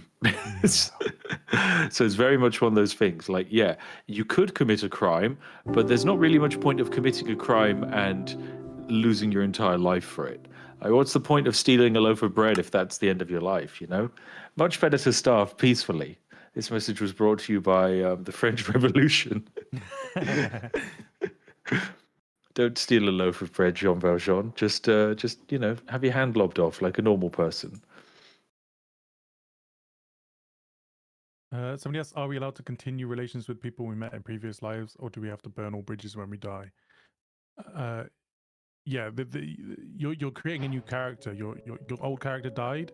You're now a new character. You don't have the experience. You don't have the knowledge. You don't have the connections. You're a new character. There are obviously cases in which you could potentially roleplay that out in specific cases, but yeah, in general, you can't just go, well, you're not supposed to, and we will deal with that in moderation if it becomes a problem. Just join back in and carry on from where you left off. Join the same guild and then just build your knowledge back up as if nothing happened. It's not, it's not encouraged. You're a new character. Yeah, you should see death as an opportunity to start over and do something different, not as like I'm going to come back and do the exact same thing, slip into the exact same role. Like, if you were to be the head of a guild and you died, and then you came back and we saw you become the head of the guild again, that is it. Like you are 100% getting booted. Like unless it's a slow gradual process which makes narrative sense, that is just not does not make sense in any sense of a society. Don't get me wrong, nepotism, sure, we understand it, but we want like death is an opportunity for you to start a new story and someone else to start a new story and take the gap that you leave behind. Otherwise, there's no value to death at all. So yeah.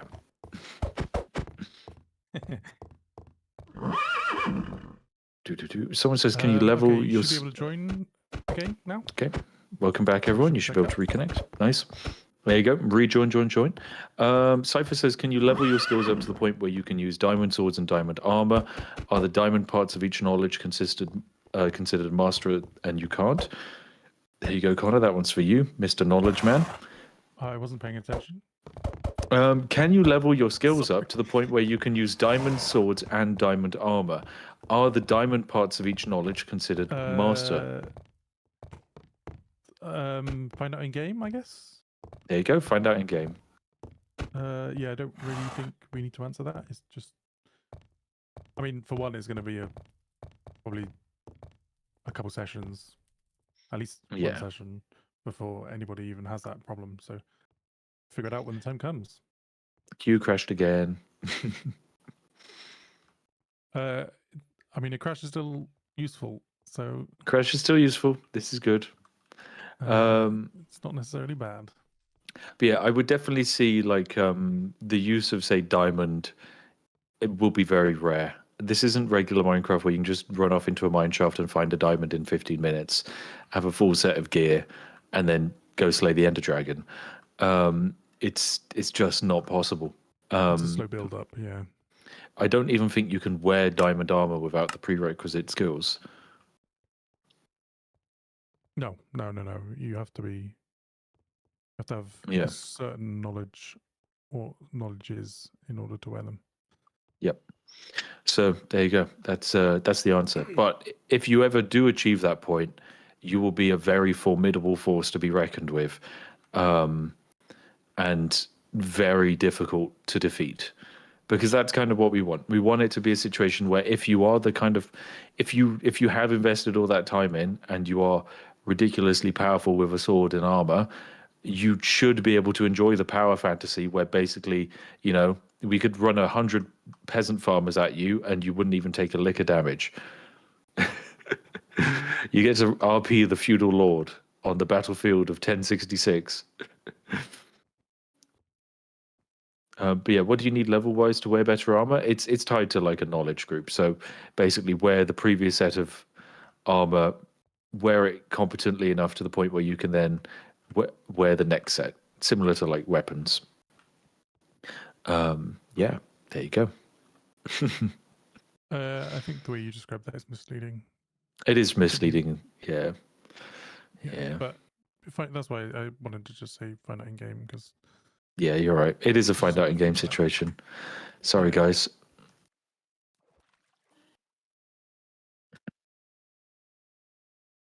I think Luca, that's just because the server's been going up and down, so it's probably just not been in a state where you can do that when you've been on the server.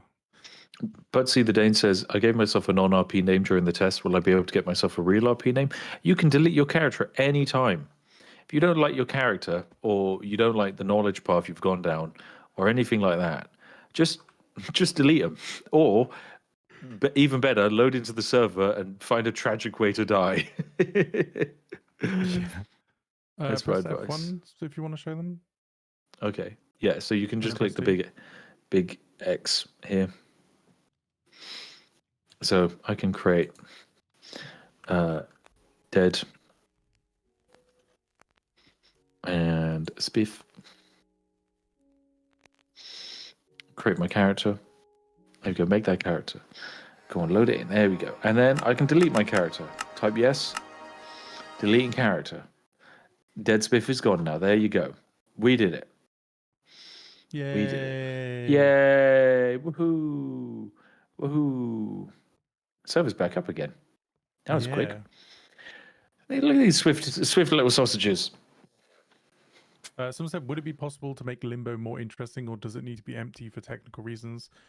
Yes, it's for technical reasons. If we your Minecraft instance, sorry, your Minecraft client isn't loading a world. We're not sending a world to it. If we were going to be sending something like a parkour course, we'd have to be sending it a world, which is then using resources that we can save. You don't need to be. It would cost In a- basically it would cost us an insane amount of money to give Sometimes it's you not worth spending give the you time brain rot. developing that. Yeah. I'm sorry, We've got more guys. important things to develop. Yeah. Yeah. So yeah, Limbo isn't the gameplay experience, although it is the gameplay experience you probably know from the testing. But the game is not Limbo. Unless. Okay, this one seems relatively stable, I think, maybe. Hasn't crashed in a period of time. And I've got the this pro link should stay after the test. But like I can't promise that. I don't see why it wouldn't, but I'm not gonna say that it's guaranteed. Is more or less what I'm saying. I don't want to be an absolute when I don't know that it's an absolute.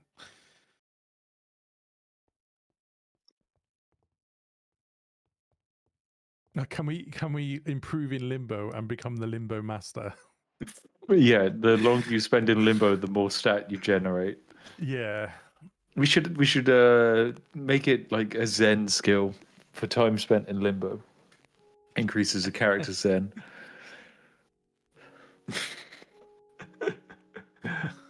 Oh dear, terrible ideas. Okay, yeah, I'm also stuck in Limbo. Okay, that is.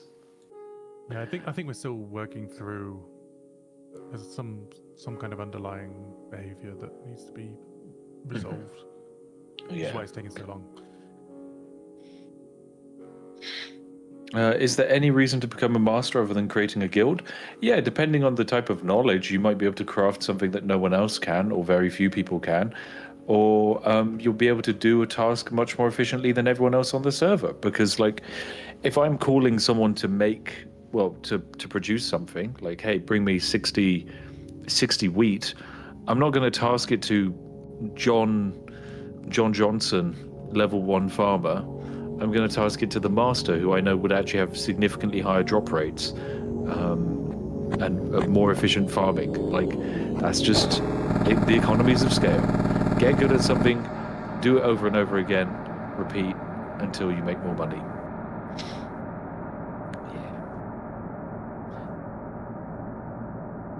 Is there a way to talk to people far away? There's shouting, but that consumes energy and it doesn't go really, really far. But if you want to talk to someone really far away, I'm afraid it's the medieval ages. You got to find someone and tell them to deliver a message on your behalf. Yep. And probably give them a bunch of food to help them along the way.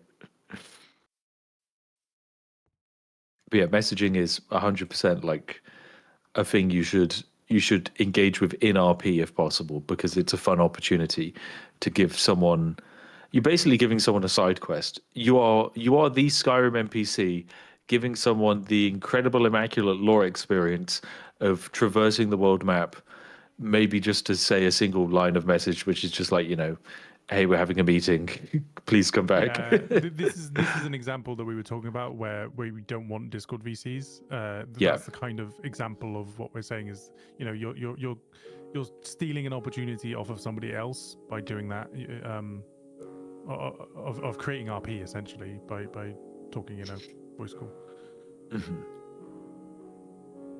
Well, iFly Dragons has already also cracked the code. Time to get people to line up and stand perfectly still, throwing letters to each other to save food. There you go. I actually, that's it. I joked about that a couple, like I think on the Saturday before the stream, I was saying we were discussing the hunger and food situation, and I was saying, well, you could just get everybody to line up in a line and then just throw the materials in a line so that nobody has to move. Everybody's just sort of completely still on the server, throwing stuff around, which would be quite funny. But organizing that many people would be impossible. It would be. It would be quite the achievement. But yeah, it's definitely It's definitely a solution. Your hunger won't go down provided you're staying perfectly stationary and not doing anything. I don't recommend jumping, that's a bad idea. You will starve to death if your hunger goes to 0, so don't do that. And if you can't fill up your hunger bar by eating food, it's because you have sleep deprivation. There you go, the fun mechanics. Yes, you can die from sleep deprivation Yeah. as well.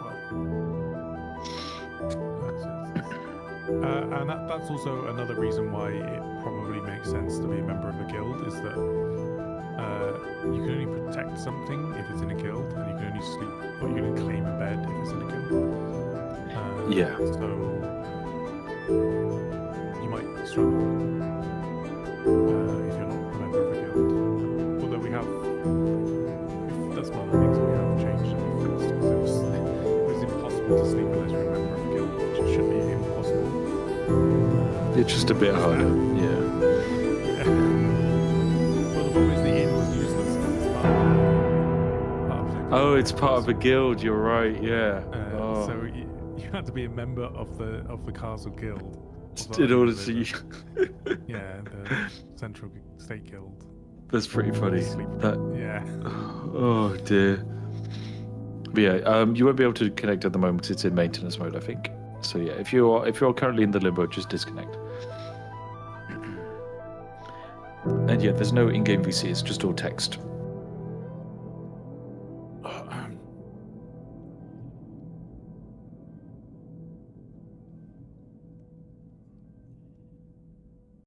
Can I circumvent the need for sleeping by chugging bottles of honey? No. That's an interesting idea, though. Interesting. Yeah, that's not how it works. That's a pretty good... I feel like that's an interesting idea. Someone says the cow texture is broken for me. Change the version of Minecraft you're running on. I think that's generally the issue for that one, right? If textures look weird... Yes. You're not running on the wrong version. Yeah.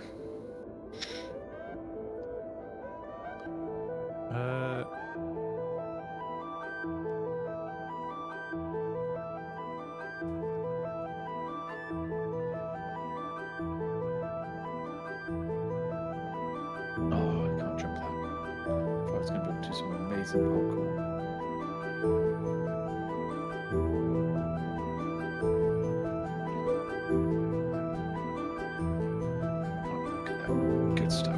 What's the range of the proximity? I think it's like 5-10 blocks.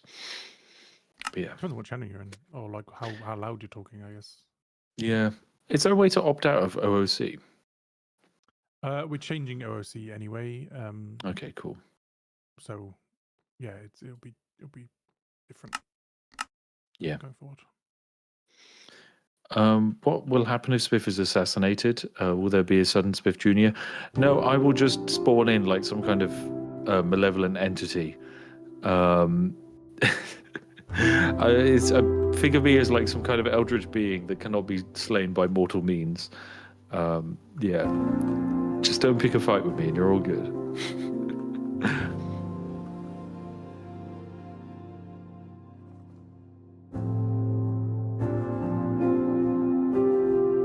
There's some incredible ideas. Eating skill tree. The more you eat, the more sophisticated the cutlery you can use is amazing. Someone said, will everyone be able to place and edit signs? Everyone can place signs and edit signs. The problem you run into is actually making a sign is quite challenging. I don't think everyone can make a sign. I think that is locked behind knowledge, right? Yes. Yeah. Yeah. So. Also, we do have filters for signs, so you can't. Oh, lovely. You can't just say whatever you want. Like I know, like, some servers forget about that. But we have. There you go. Before you start getting all spicy.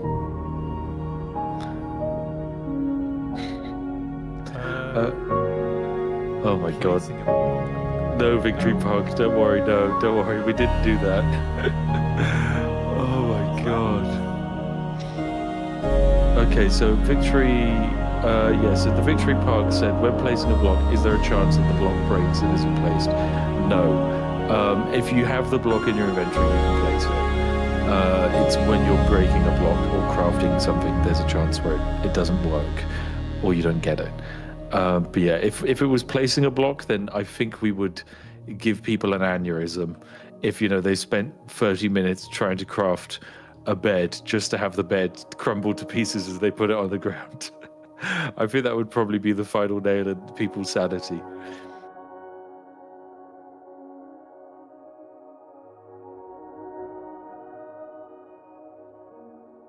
Someone says, "Can I fight other masters for the role of master?" No, like, masters are the people who can make other masters.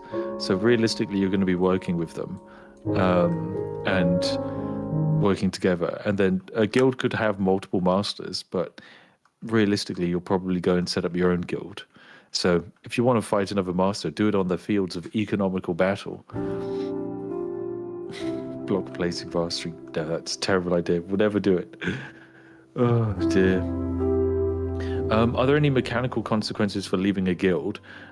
Yeah, so you don't lose the skills you gained, but you wouldn't receive, say, the experience bonus for future experience gains, unless maybe you left one guild and joined another guild of, say, the same type. So yeah, it's mostly, there is gameplay, but it is mostly RP, as you say. Yeah. You can be kicked from a guild, but you'd still keep the knowledge you have. Maybe, say, if you had resources inside the guild house, they wouldn't let you back in to get them, which, that's an exciting situation for people to deal with. And we like that. Will it be possible to change the political system? Potentially in the future. That's to find out in game. Yeah.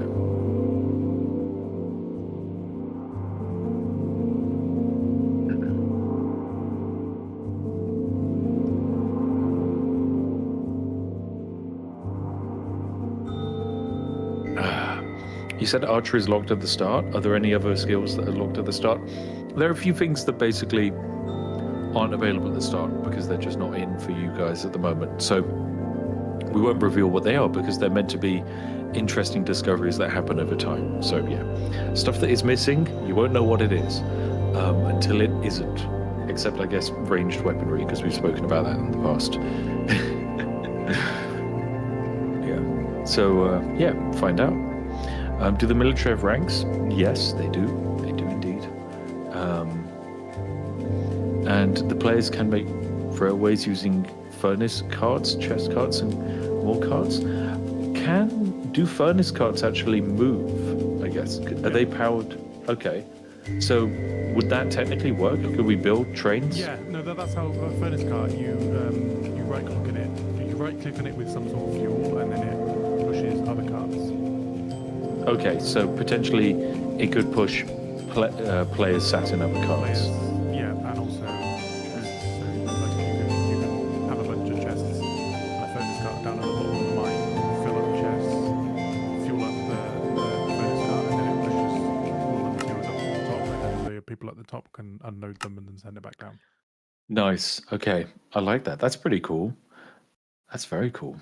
Are there more or less efficient ways to train a skill, as in, say, mining regular stone would be less XP than ore? Nope, it's all the same. It's all the same. You break a diamond or you break a stone block, it's the same experience.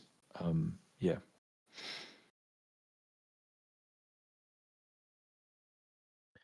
We'll be able to join again today, hopefully. I mean, we'll have to keep testing until we get it to function. That's basically how it goes. Welcome to the joys of testing large player stuff. We want this to work before Sunday, so we need to get it ironed out before Sunday. Clank says, "Will you be able to uncuff me, Spiff?" Clank, I don't know what the command to uncuff you is, and I'm sorry. I'm really sorry. I have the key, but that's it. I don't know how to uncuff you with the key. I apologize. You're permanently trapped.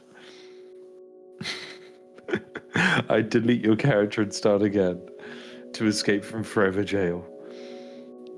Oh dear.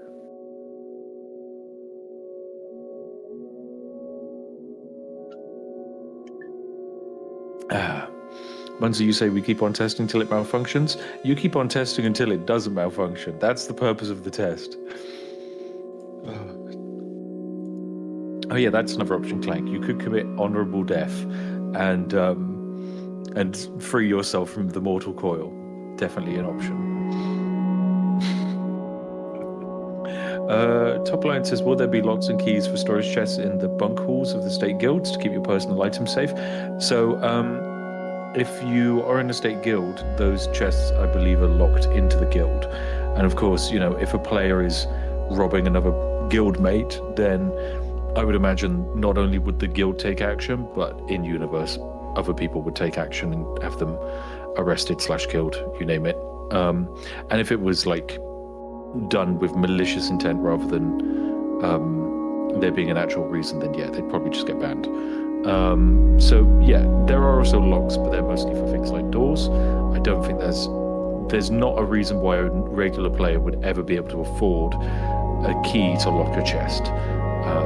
But there's a reason why a guild might want to. Is keep inventory on in the game? No, because when you die, your entire character is dead. All of your skills gone, all of your loot gone, you name it, it's gone.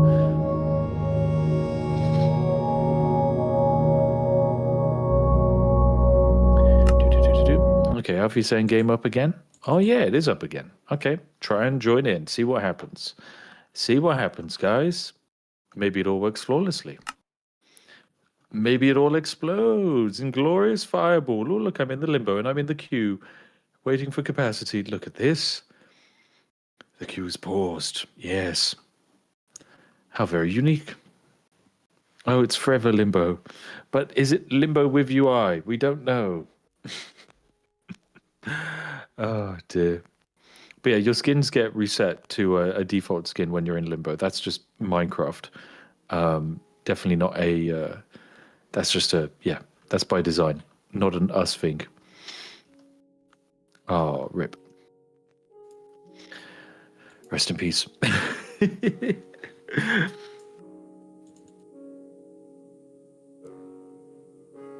Okay, furnace minecarts can push and pull up to 3 carts. The pull feature is based on the depreciated feature of minecarts being able to attach to other minecarts. I see, when pushed into each other. Though this connection breaks on corners and slopes, so it can only be used on straight tracks. Ah. Interesting. The more you know about minecarts.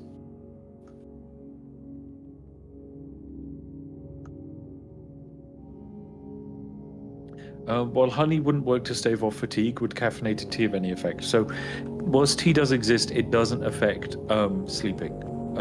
It provides other bonuses and negatives. Yeah.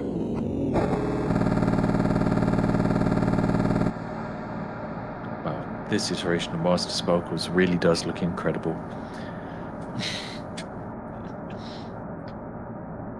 Do-do-do-do.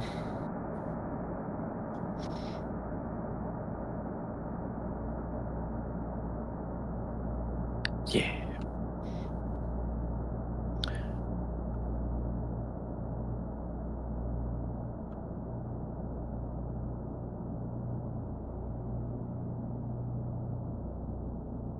Hello, you. Antec, you say, how will you tackle the issue of avoiding death? I feel like it's impossible to overcome the overwhelming desire of thousands of people to play with their friends and relations. We expect people to play with their friends, but of course, you might not be able, like, when you're on the server, your friends might not be on the server, so we'd recommend you make new friends and invite people to experience something new. Just be open to something different. And of course, you know, if you die and you want to rejoin the same guild as you were previously in, because that's where all of your friends were, then yeah, sure, just don't do the exact same thing. Maybe do something different or play adjacent to your friends. Like, if 2 of you die at the same time, just try something different and then slowly transition over. Like, just play organically. We're not going to be like, oh, hey, this is your best friend who you always play Minecraft with. You're not allowed to communicate with them. Don't worry. But the world is much more than just your job, and it will grow into something quite magical and different over time. Yeah. I come with updates if people want updates. I think people would probably like updates. They'd enjoy that. I don't know. Did they deserve them though? Did they really test out? Oh, I think they tested really well. So, yeah, I agree. Oh God, Sparks is on fire. Bless him. He's properly blazing. Don't even know how we fix that because he can't get in the water. He gets teleported out. No. There you go. Solved it. Okay, what is it? What is the answer? So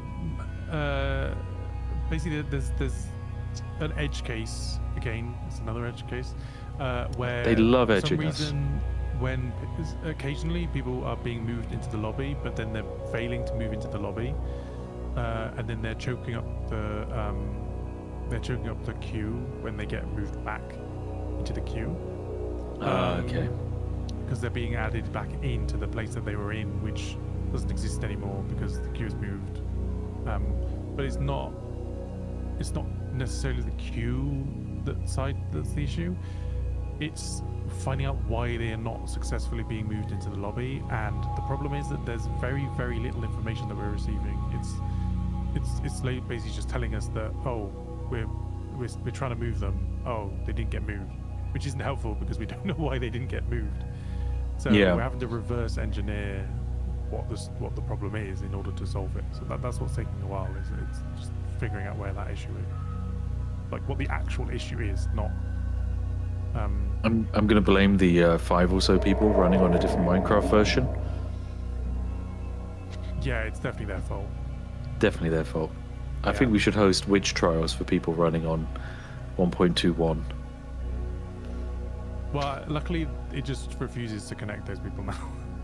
But you never know. It may be some sort of incompatibility that we're not sure of or not aware Yeah. of. Or the server doesn't know how to handle, or like what the actual issue is that would cause that. I don't know. Yeah, lots of issues. Yeah. But we just don't know what actually the issue is. It's just telling us that Google's computers know. Yeah. Which isn't very helpful to us. So we're having to No. manually figuring that out. Yeah. Yeah. And this Sparkles is the fire creature who lives in furnaces. He really is. He's a child of lava. He's really having a lovely time in there.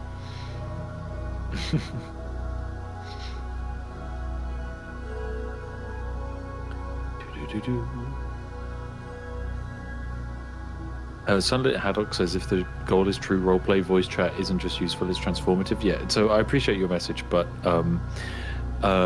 it's just not possible. Like we can't have voice chat on a server set up like this. It's just not feasible at all. Yeah, Don't get me wrong. Problems. There's server problems. There's integration problems. There's moderation problems. There's accessibility problems. Exactly. That's what I was going to say. Yeah, accessibility. Yeah. It's We've- exclusionary and it's like. We've far more reasons why public we. server. Yeah, there's far more reasons why we couldn't have it than could have it. And 100% I agree that on the right server with the right people, it's perfect, right? You can hang out with your mates and play Minecraft, and that's amazing. But it just does not work for something of this scale to have voice chat. And I'm sorry. Yeah. Do. You're having a lovely time in that little hot tub. Poor Tony's laughing at you though, Sparks. Sitting here. What do you even get? Oh, wow, you really had to bend your way in. Jeez, it forces you out to the front. Oh, it's quite toasty though. This is definitely something. Does feel a bit foreboding though. Hair's on fire, mate. Oh dear.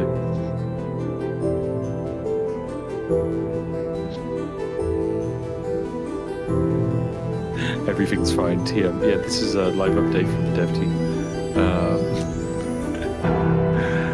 Oh dear. But yeah, so someone said, could you be a purely like merchant / money lender? You could, yeah. So those kinds of guilds wouldn't have a knowledge tied to them.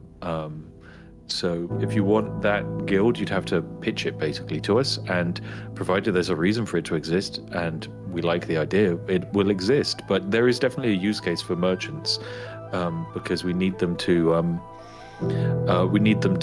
move goods around, at least logistically, because in a world where a guild is focused entirely on producing its resource, does it want to waste time / members moving goods and selling goods? Probably not. So yeah, there's a use for merchants in the same way there is in the real world. You want to go to a place and buy or sell something. Have you guys seen some of the discussions in Discord about what players plan to do that interests you, or you ever wonder if they'll be able to accomplish it? I mean, yeah, we've seen a lot of stuff, and a lot of it is like, this is never possible. This is like not possible in the slightest. And then we've seen other stuff where it's like, someone's going to have a lot of fun doing this. So yeah, we've seen a lot of the discussions. They're all quite interesting. Yeah, exactly. Yeah. Mm-hmm.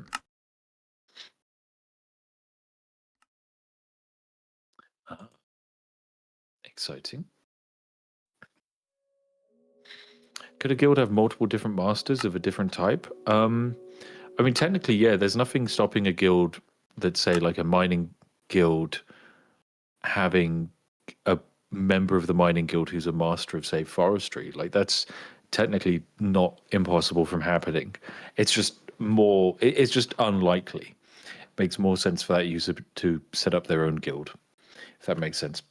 Yeah, it's the amount of time that you invest in something to get into a master. Like at that point, you have like it's like becoming at the top of your field in real life. It's you're most likely to just take advantage of the knowledge that you've got because you spent so long establishing it than to break off and do something different. Obviously you can do that, but it's probably a very late game kind of thing. It's the equivalent of getting a PhD in something and then not following it up by doing that thing. Yeah, exactly. You've invested so much time and money in getting that education that you might as well use the education. It doesn't necessarily mean that you're going to not, like, maybe you don't want the leading role of a guild. Yeah, exactly. It's up to players. But like, let's say you're a master, but you realize you don't want the like pressure of running a guild. There's nothing stopping you from finding, say, an apprentice beneath you, and then having them do basically all of the day to day, and you just focus on your job. Like, that's fine. Like, not every master needs to be a public fronting individual. That's okay.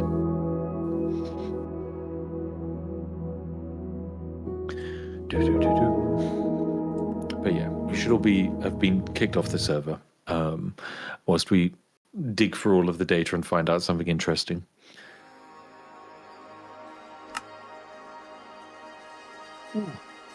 Is it likely there will be a lot of masters, as most players will try to get a mastery, so it won't be as rare? No, masteries take A, a long time to get to, and B, players die. Yeah, technically, if everyone just focuses on one thing and no one dies, we would reach a point where everyone on the server is the master of particular knowledge. But people will die. It's just inevitable. Like, even when we were in our the pre-launch stage on last Sunday, where we had creators in, we still had creators die. We had random people just die because it happens. Like, you're walking around, you get shot by a skeleton, you already didn't have much hunger, you run but you don't have enough to like actually get away, and then bam, you're just dead. Like, that is just life. Like, maybe a creeper falls from above, blows up right on top of you, that's you dead instantly. Like, I'm pretty sure being next to a creeper and having it blow up is an instant kill. So that's just life, you know. You gotta live with it. But yeah, the server access is currently not. Oh, actually, it's back up again. Okay, load back in. Testing again. Let's go. I don't think it's up publicly. I think that's just. No, it's up to 100. It's not maintenance. It's yeah. Okay, the devs have just gone quiet, I think. Yeah, those sleepy little sausages. They're busy. They are. I got put into the queue and it said I got my VIP fastpass actually appear this time, so that's useful. Waiting for capacity. Nice. That means that the queue is. Oh, server access was paused. Only lobby was available. There you go. That's it. So you can't load into the actual world. You can only load into the lobby. That's exciting. Will you drop loot on death? Yeah, you'll drop loot on death. It will disappear if it gets like blown up or falls in lava. Is it possible? Minecraft that way. Yeah. Someone says, is it possible to buy a house? I mean, hypothetically, yes, but that's on the players to invent such a system because you're starting in feudal society where land is used for purpose, not like luxury ownership. Everything is there for a purpose and built on for a purpose.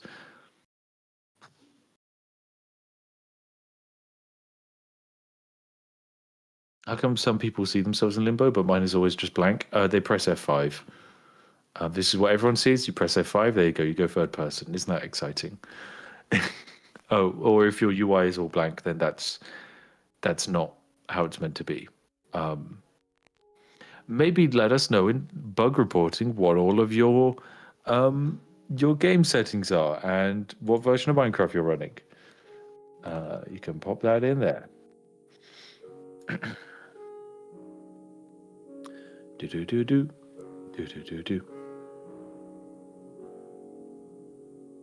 Could the VIP and non-VIP queues be causing connection problems for non-VIPs potentially? Also, no, there's the VIPs and non-VIP queues. It is just one queue. So yeah, it shouldn't be causing a problem.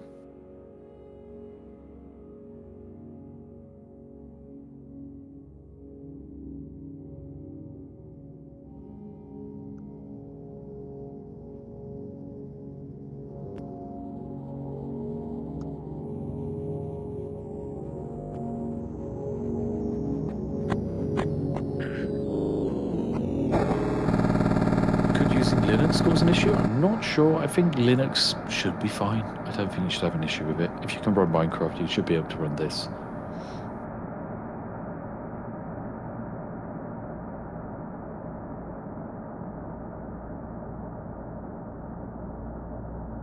What resource pack we're using? It's a custom one, my friend, which just doesn't work outside of this server. I'm sorry. We can't give it to you. It just wouldn't function. Are we able to place lights to stop mob spawns? Yeah, 100% you're able to place lights to stop mob spawns. That's a really useful part of society and a progress that we will probably make.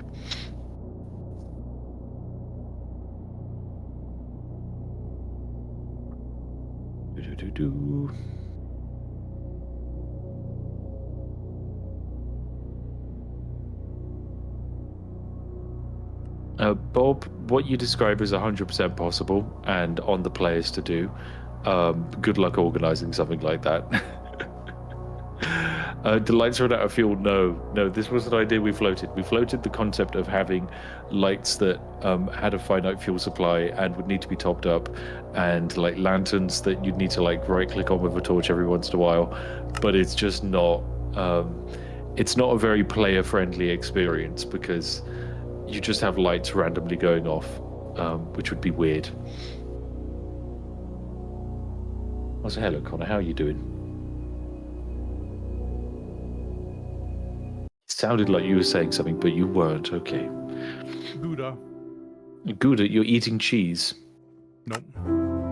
What are you eating? Chocky bar. Ah, chocky bar.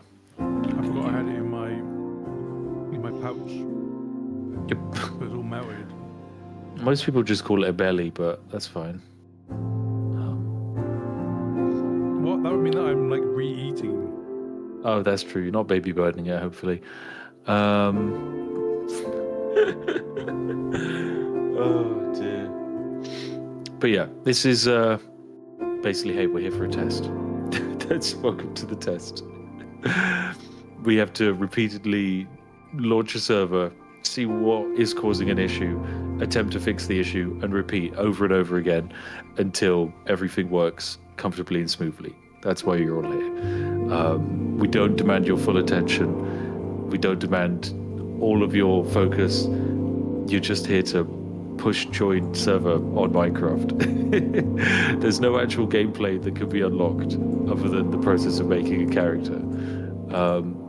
Yeah, that's it. That's why we're all here.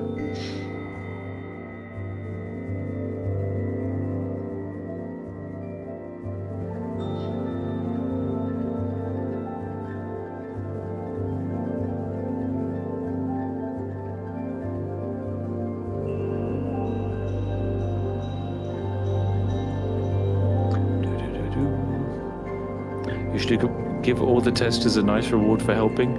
I mean, other than my thanks, that's all I can provide. There's nothing more I can do. Like, I appreciate all of you taking time out of your day or having us on like a second monitor. It helps a lot, and it really helps us push the boundaries of what Minecraft is capable of. So we thank you for that. But I can't just be like, oh yes, I will pay all of you for your time. I'm sorry. It's just not possible. Is the Patreon the best way to support the server? Technically, yes. It takes a lower cut than YouTube. YouTube takes a higher cut. I think technically, as far as like payment percentage goes, like the Tebex skins are the greatest return we see. I think it's only like, depending on your payment, like 0.1% is taken as a processing fee. Whereas for Patreon, I think it's like 10, maybe. I think it's 10%, maybe less, or maybe 18%. For YouTube, it's 30% of the memberships are taken by YouTube. So yeah. Can you say words of encouragement? Some cow, I believe in you. I believe you can do anything when you put your mind to it. Yesterday, you said tomorrow, so just do it. That's my words of encouragement. Oh dear. Why did you choose Minecraft? We chose Minecraft because everyone owns the game, basically. That's the thing that matters to us. It's like everyone owns Minecraft, so it's an easy pick for this kind of stuff.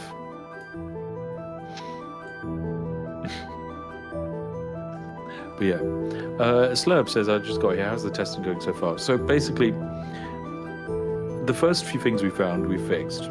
And now we're on to a situation whereby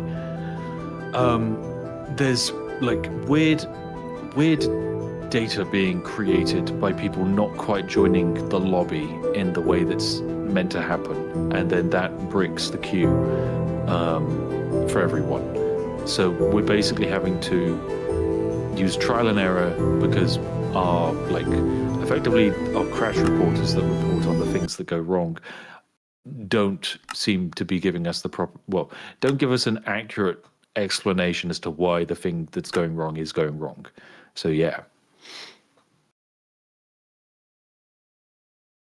Would you take damage from punching a tree? I mean, in the real world, yes, but don't worry, even in our version, you won't. It's okay. Will you be made the CEO of Microsoft as reward for the server experiment? No, you won't be. I'm sorry, but we don't. This is my little passion project. I don't want to become a billionaire because of it. I'm quite comfortable. Thank you very much. This is just all for fun in Minecraft. That's what it's all about. Spiff, what was your favorite question about the server so far? The one about how we handle death, I find, is always quite interesting. That, and also like the guilds working together. Those kinds of questions I find fascinating because they're very much the depth of a societal simulation, is how people interact and how you deal with life and death.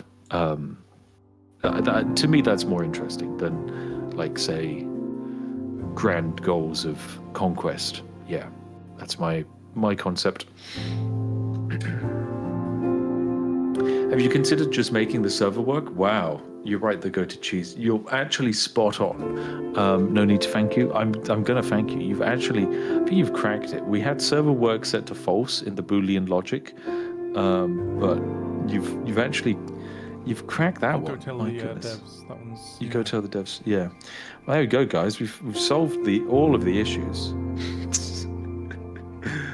Oh dear.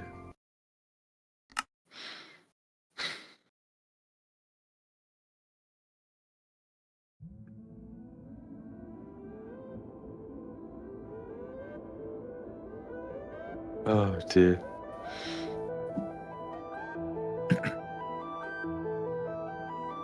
Is there TNT? I don't think there is TNT in the game actually. No.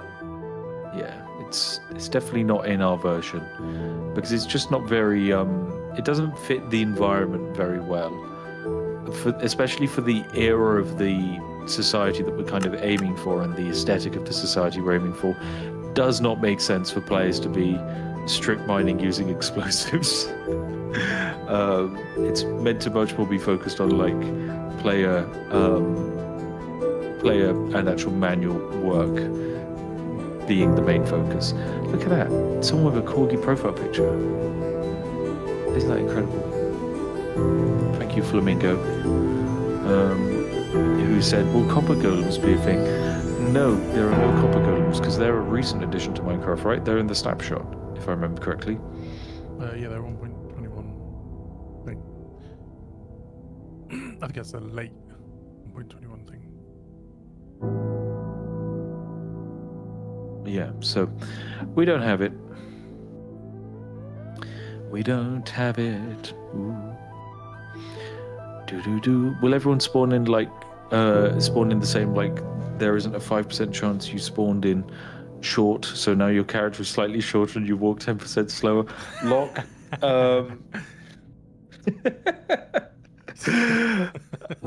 You're on to something right there. Oh my goodness. Oh my goodness. You spawn in 10% taller. Your fertility stat is boosted by 24%. Oh dear. No, we don't have a genetic natural selection mechanic going. I mean, I love the idea, but my goodness, that's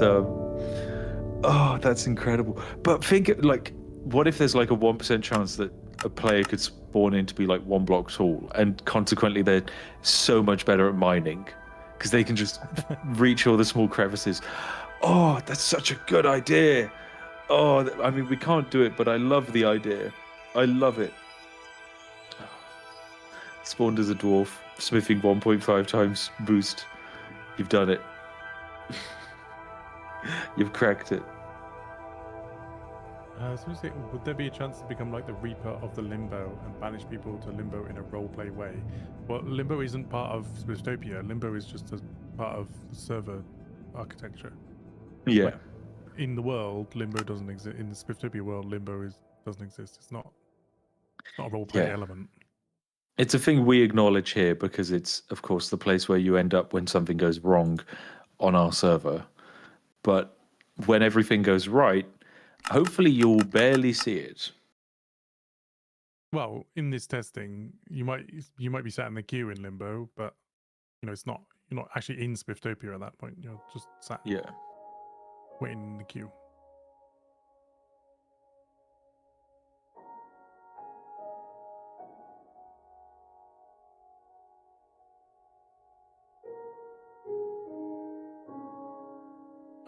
No, the spawn points of the server, like once you get into Spifftopia, you'll spawn by one of the boats because you're arriving by boat. Yeah. But it's not. That's not. It's not like a permanent thing. Once you sleep in a bed, once you become a member of a guild and sleep in a bed, then you'll spawn at your bed within that guild. Yeah, we will expand on beds later, but right now they're in their simplest form. We've got them ready for once we add, but there's some logic issues that we need to figure out before we can finish the bed feature. So just like a lot of other things, it's not a feature complete server. We'll be adding things as we go on and tweaking things and modifying things, and if there's issues, then we'll fix them. And we might balance things. It's a live service game. Like let me think of a good live service game. Concord, Overwatch 2. What other great live service games are there? I feel like I hit all of the best ones. Destiny. Well, no, because Destiny actually is a good live service game. The joke was I was naming the bad ones. Unless something has happened to Destiny that I don't know about. But last time I checked on dying. Okay, well. I think they've mishandled it and it's dying. But Oh, uh, guys. yeah, so I think some people would include that in your list. Last time RuneScape I checked, 3? Destiny was good. Oh yeah, because they did the modern RuneScape, didn't they? You can't say Arc Raiders when I'm like 90% certain that is one of the most played games on Steam. Slash also is in the middle of its marketing campaign. So I think that's a successful live service currently. It also does look quite fun, I gotta admit. That's the marketing propaganda I speaking to don't you. know. I Unplugged don't know from if the I would enjoy influencers. it, but I would like it. It seems fun to watch at the very least. Yeah, it is. It is. I also played the new Stalker mix with Tarkov from Gaijin, Yeah, and that was more that was fun than I expected. hellscape. It was definitely jank, like really quite janky in parts, but I had a lot of fun. And I like, it's one of those things where I received a sponsor offer for it because it's Gaijin, they'll sponsor anyone, and I was like, no, I'm not doing the sponsored video for this. And they're like, but please, we want you to do a video with Martin.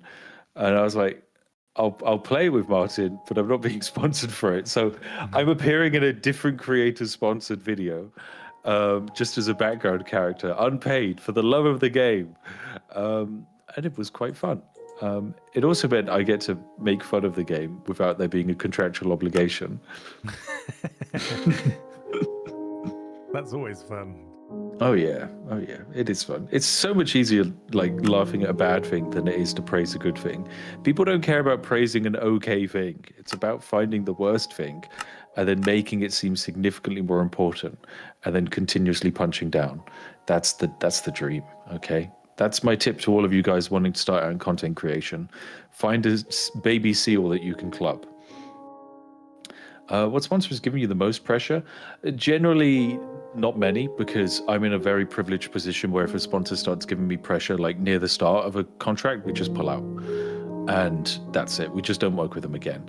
The only sponsors we've had like issues with recently, I think Opera GX were a bit more finicky the last time we worked with them, so probably won't work with them again.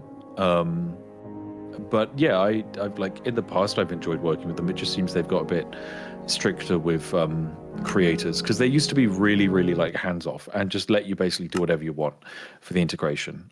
Whereas it seems like they basically are like, oh yeah, the integration should be about 60 seconds long. And in those 60 seconds, you need to talk about these 20 different things, which means there's no way you can fit that into 60 seconds. So it's like, okay, well, this isn't actually a 60-second integration, is it, Opera GX?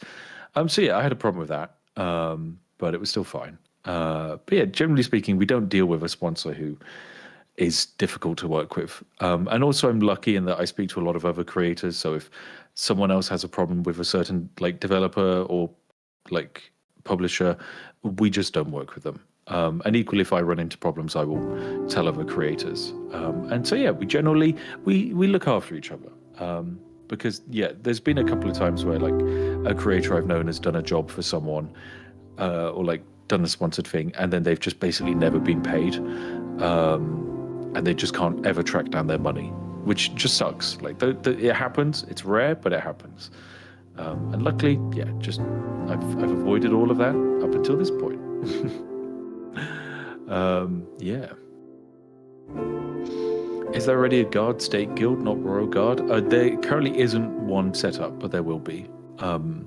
Just not at the start. I mean, technically there is one, but just nobody's been enrolled in it yet. But we do have somebody who will be the leader. We just haven't enrolled them yet because we were busy doing other things. There you so go. there is. Yeah.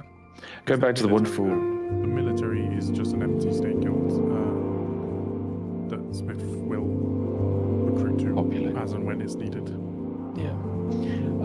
Yeah, going back to sponsors, there's a reason why I like working with Paradox, slash a few other companies. If you ever see me working with a company over and over again, it's because they basically let me do whatever I want. Like, there are a handful of companies who I can go to and just be like, this is my idea. And they're like, yes, go for it. Because I think a lot of companies have a very enlightened perspective, which is as like, I will only take a sponsorship for something I enjoy. And generally speaking, the best kind of like video I can make is something where I'm having fun doing something in a game. And if that is breaking a game, then you should probably still support that. And 90% of developers do. It's only when you start leaning towards Nintendo where everything goes out the window.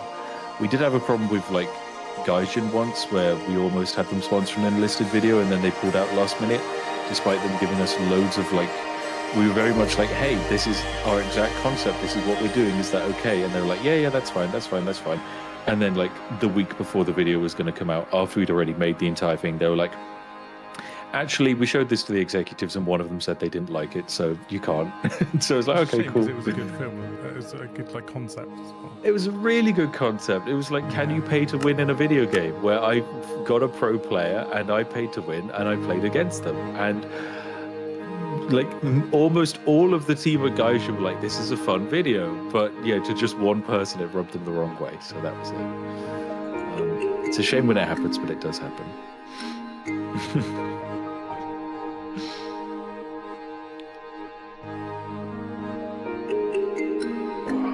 Stretch. I'm curious, would Limbo would be in Limbo some mini map, like mini parkour? No, we can't add anything to Limbo, it just takes up way too many resources. But yeah. No, the goal of Limbo is to use it as little as we possibly can. So if we're adding anything in, then we're no longer using it as little as we can, so it defeats the entire purpose of it. Yeah. We're not serving a map, so we can't add anything in because there's nothing to add parkour into. Yeah. Fundamentally changing. And Go to Cheese, you say, could you still post that video, just take out the part where it's sponsored? That's what we did. We took out any reference to it being sponsored and we released the video anyway because we enjoyed the video. Like that's the big reveal, is that often if I'm doing a sponsored video, it's a video I do anyway. Don't tell the marketing companies that, but yeah.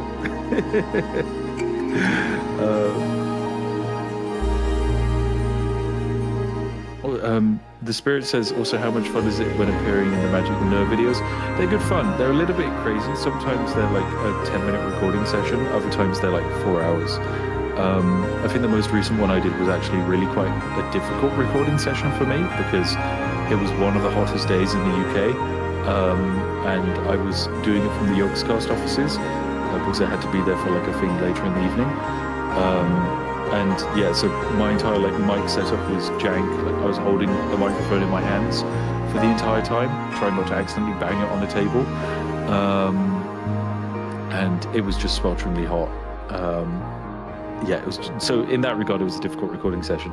It's why I feel like as the video went on, everyone got slightly more and more delirious, because I feel we reached a point where everyone was trying to find a way to end the game, because Noah hadn't quite realized how long it would have been dragged out for. And that can sometimes happen. And it's kind of fun when that happens, because if every Magic the No game was the exact same, it wouldn't be as exciting. But yeah, every single video from him is like a completely different zany concept, which is why it's something that I will always say yes to doing, because it is just fun to rock up and be presented with an interesting challenge. And it's also fun for me to manipulate the people around me. Like I did a recording with him on Wednesday, and I would describe it as a classic Spiff appearance in a Magic the Noah video, where despite it being technically a purely RNG experience, I have complete control over the entire situation. Sparkle says, is that when you were in the room next to me? Yes, Sparkles, that was when I was in the room next to you. You were doing like music stuff and I was yapping away. It was the day of the barbecue, you might remember. Yeah. Oh dear. So if you like Magic the Gathering, name your favorite way to play. My favorite way to play is with Krenko the Goblin and tap him to break the game. Job done. And yeah, Sparkle says it was such a hot day. It really was. Really, really was.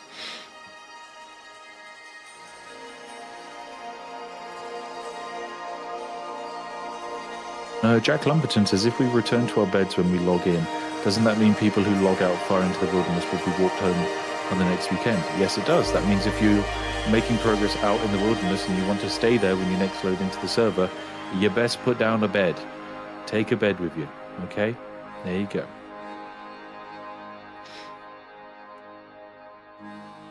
That's what it's all about.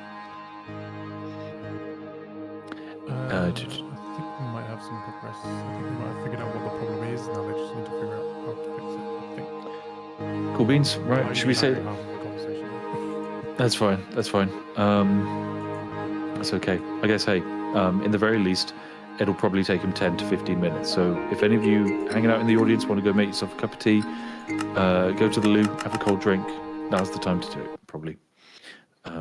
We'll still be here. Don't worry. Yeah. Couldn't people abuse that to fast teleport back to a city or settlement? No, if you disconnect and then reconnect in a short period of time, you will be put back to where you previously were. You'd have to disconnect, wait a long period of time, and then, yeah, you'd be fast traveled back to the settlement. So, yeah, technically a player could abuse it, but they'd have to go through the entire queue system again. And realistically, if someone was doing that over and over again, we'd see that as kind of like a circumnavigation of the rules and tell them to stop. Because it's more, you're basically robbing someone of potentially the opportunity of logistically moving something. It's like in Skyrim, if you play Skyrim in survival mode without fast travel, the game becomes infinitely more interesting, and all of the aspects of the landscape become significantly more exciting, because it's just a case of like, hey, I could teleport from there to there and I wouldn't encounter anything interesting or any challenges.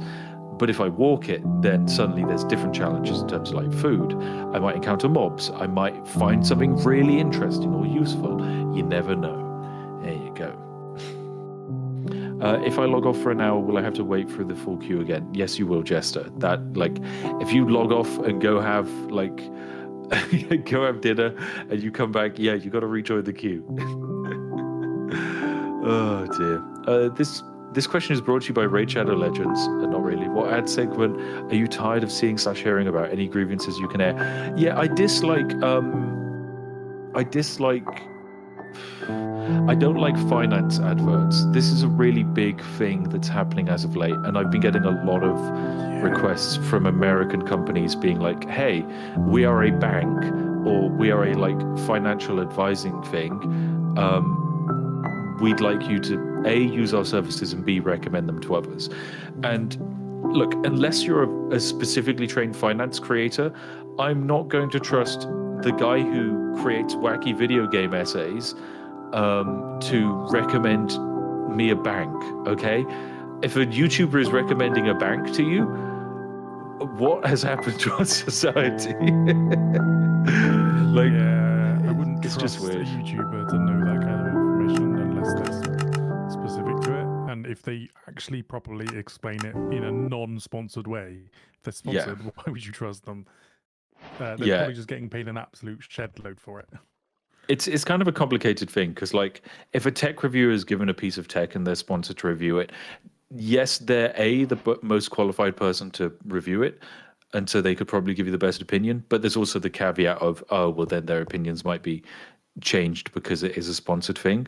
But it's a difficult thing to balance, because take like EU5, I will to an extent be reviewing it in a certain way, but I'm of course biased in that I'm being paid to play the game. I'm also biased because I will be given money by people watching me play the game, i.e. you watching adverts. And then I'm biased again because I am a massive map nerd and I love this. This is my exact kind of video game. So I'm biased in that regard. So to an extent, it's a biased advert, but it's kind of something that I'm knowledgeable about. I'm not knowledgeable about like Factor Food or HelloFresh, despite the fact that I have used HelloFresh in the past. I didn't like it, okay? I'm not going to take a HelloFresh deal. I like cooking. I love cooking too much. So yeah, maybe I could recommend a cooking product. But yeah, that's it. Oh my goodness, a cup of tea. I was just thinking I want to get a cup of tea. Thank you, Mango. You're amazing. But yeah, I don't need a food sponsorship, because I've got my amazing wife who yesterday made 2 separate soups. Can we have a round of applause for Mango, the soup goddess, making big soup? It was very tasty. It was so good. I had soup yesterday and I had soup today. Oh dear. Thank you very much. One second, I'll just quickly mute my mic.